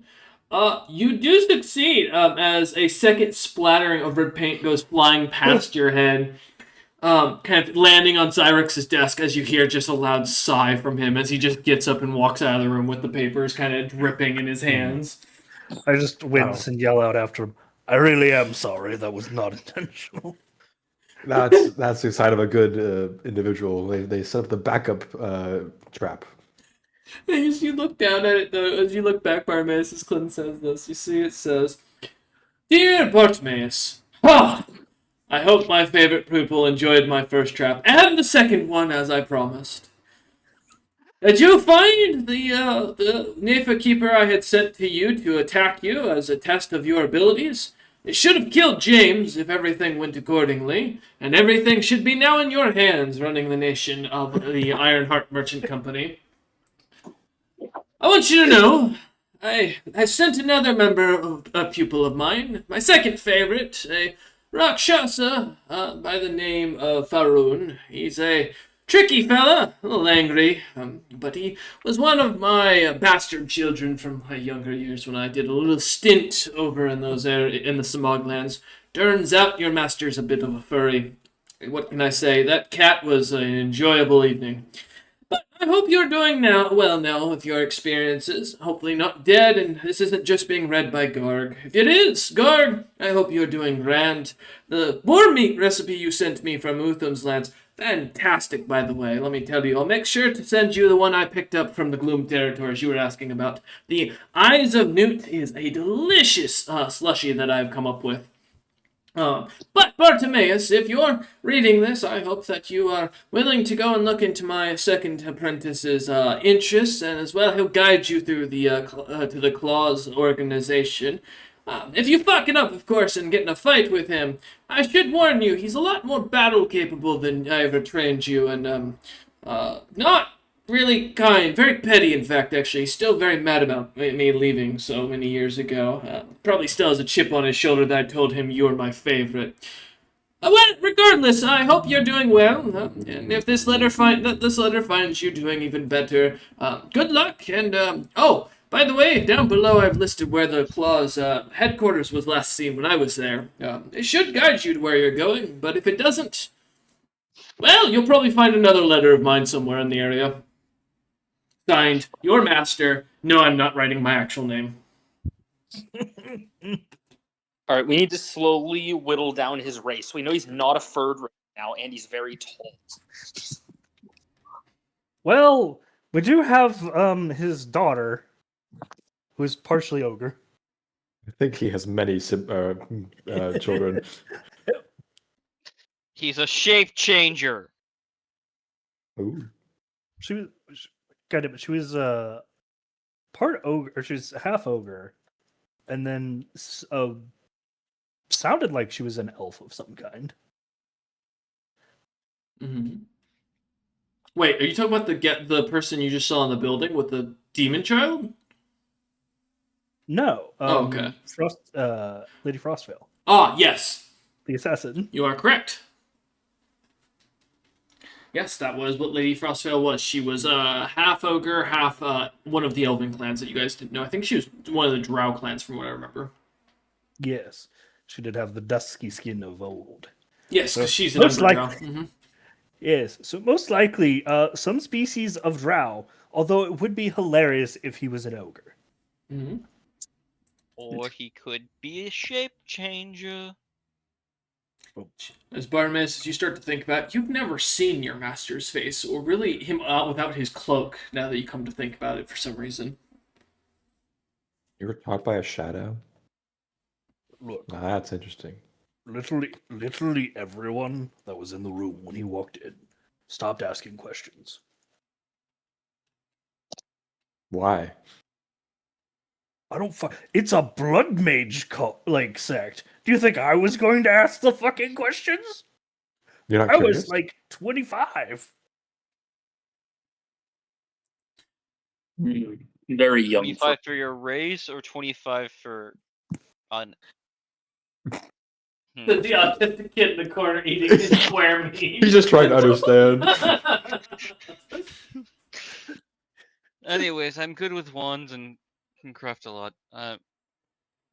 You have a completely insanely cursed staff. Ooh, I can destroy this.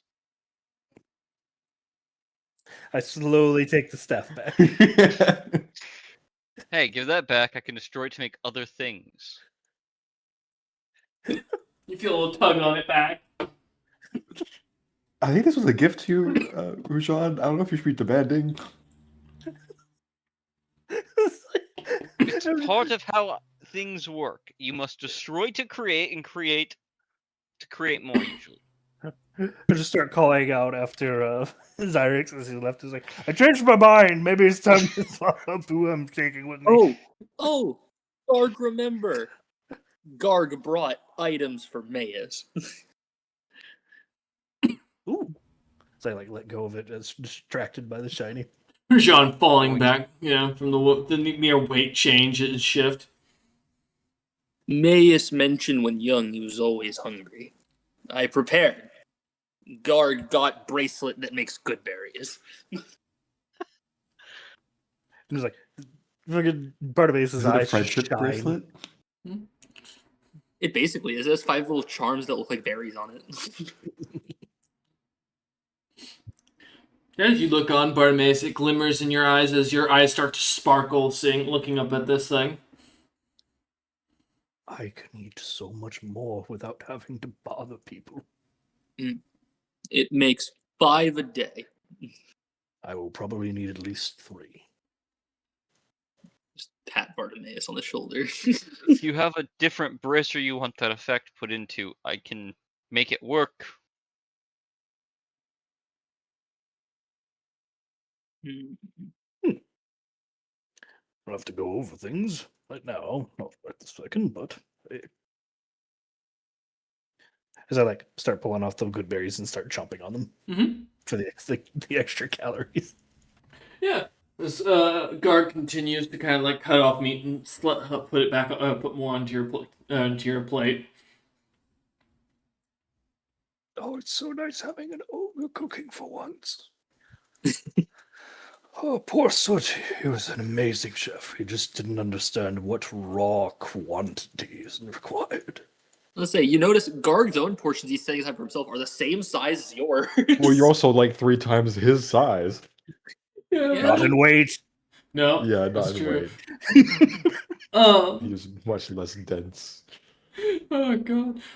Yeah, as you kind of look over Clint, though, kind of sitting there as Bartimaeus is kind of coming back to his chair, looking at the form. You see for the first time this expedition form, and it is a lot higher pay than the form you saw earlier when you had first come into the guild earlier in the week to check it out. Those who seem to be consulting under Bartimaeus, you read, are being offered 20 gold pieces a day for their rate, which is basically the same rate as a profession, which is usually means someone who's like offering something as part of logistics. And that's a little ridiculous as you kind of look it over. That's not usually how it goes. Plus, the sign-on bonus only starts at the I think it's 5,000. Yeah, 5,000. As you read, it does expand if you survive, seeing a 20,000 bonus and an offer of a full-time job. Does his tryouts? Seemingly. They would see him, and it seems that maybe might mean that Bartimaeus is planning on being more towards the front or something, or No, being more exploratory. When you read the job duty, kind of looking it down as Bartimaeus kind of is distracted from admiring the good berry. It seems to read consulting. The specific job descriptions goes along the lines that it seems that he will be assisting with advising on the tomb raids as well as traps and guiding the troops. However, he is under no requirement to stay with the expedition, and any items he finds outside of the expeditionary goals are his to keep. How interesting. Or said it's a license to fuck off.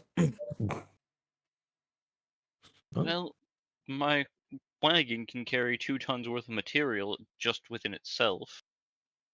Well, I'm half of a ton, so No, just material. That's separate from its regular cargo weight.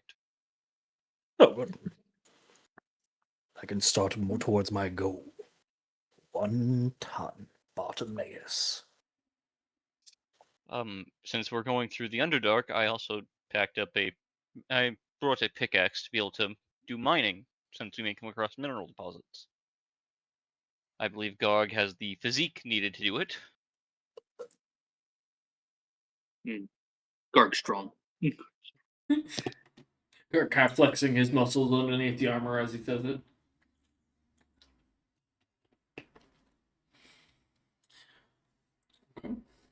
As you kind of start to consider this and kind of looking at the paper, kind of thinking, eating and enjoying into the night or into the afternoon, we'll end here for today, I think. As you kind of look over everything, kind of start to contemplate what the name of your group's going to be.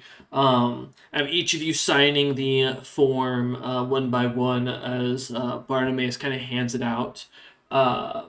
And as as each of you do, seeing the sign-on bonus, looking over the other organizations on the wall that have signed up, there's only one other consulting group that catches your eye as we close out. And you see that is the Swords of Pyrrhus organization, led by Raider Wavecaller himself. And that's where we're going to end the session. We thank you all for watching as the fires begin to lick, the smell of scoff boar begin to kind of fill the entirety of the inn. And with that, we will see you next time. I just got back. I know, right? Perfect timing. Peace out.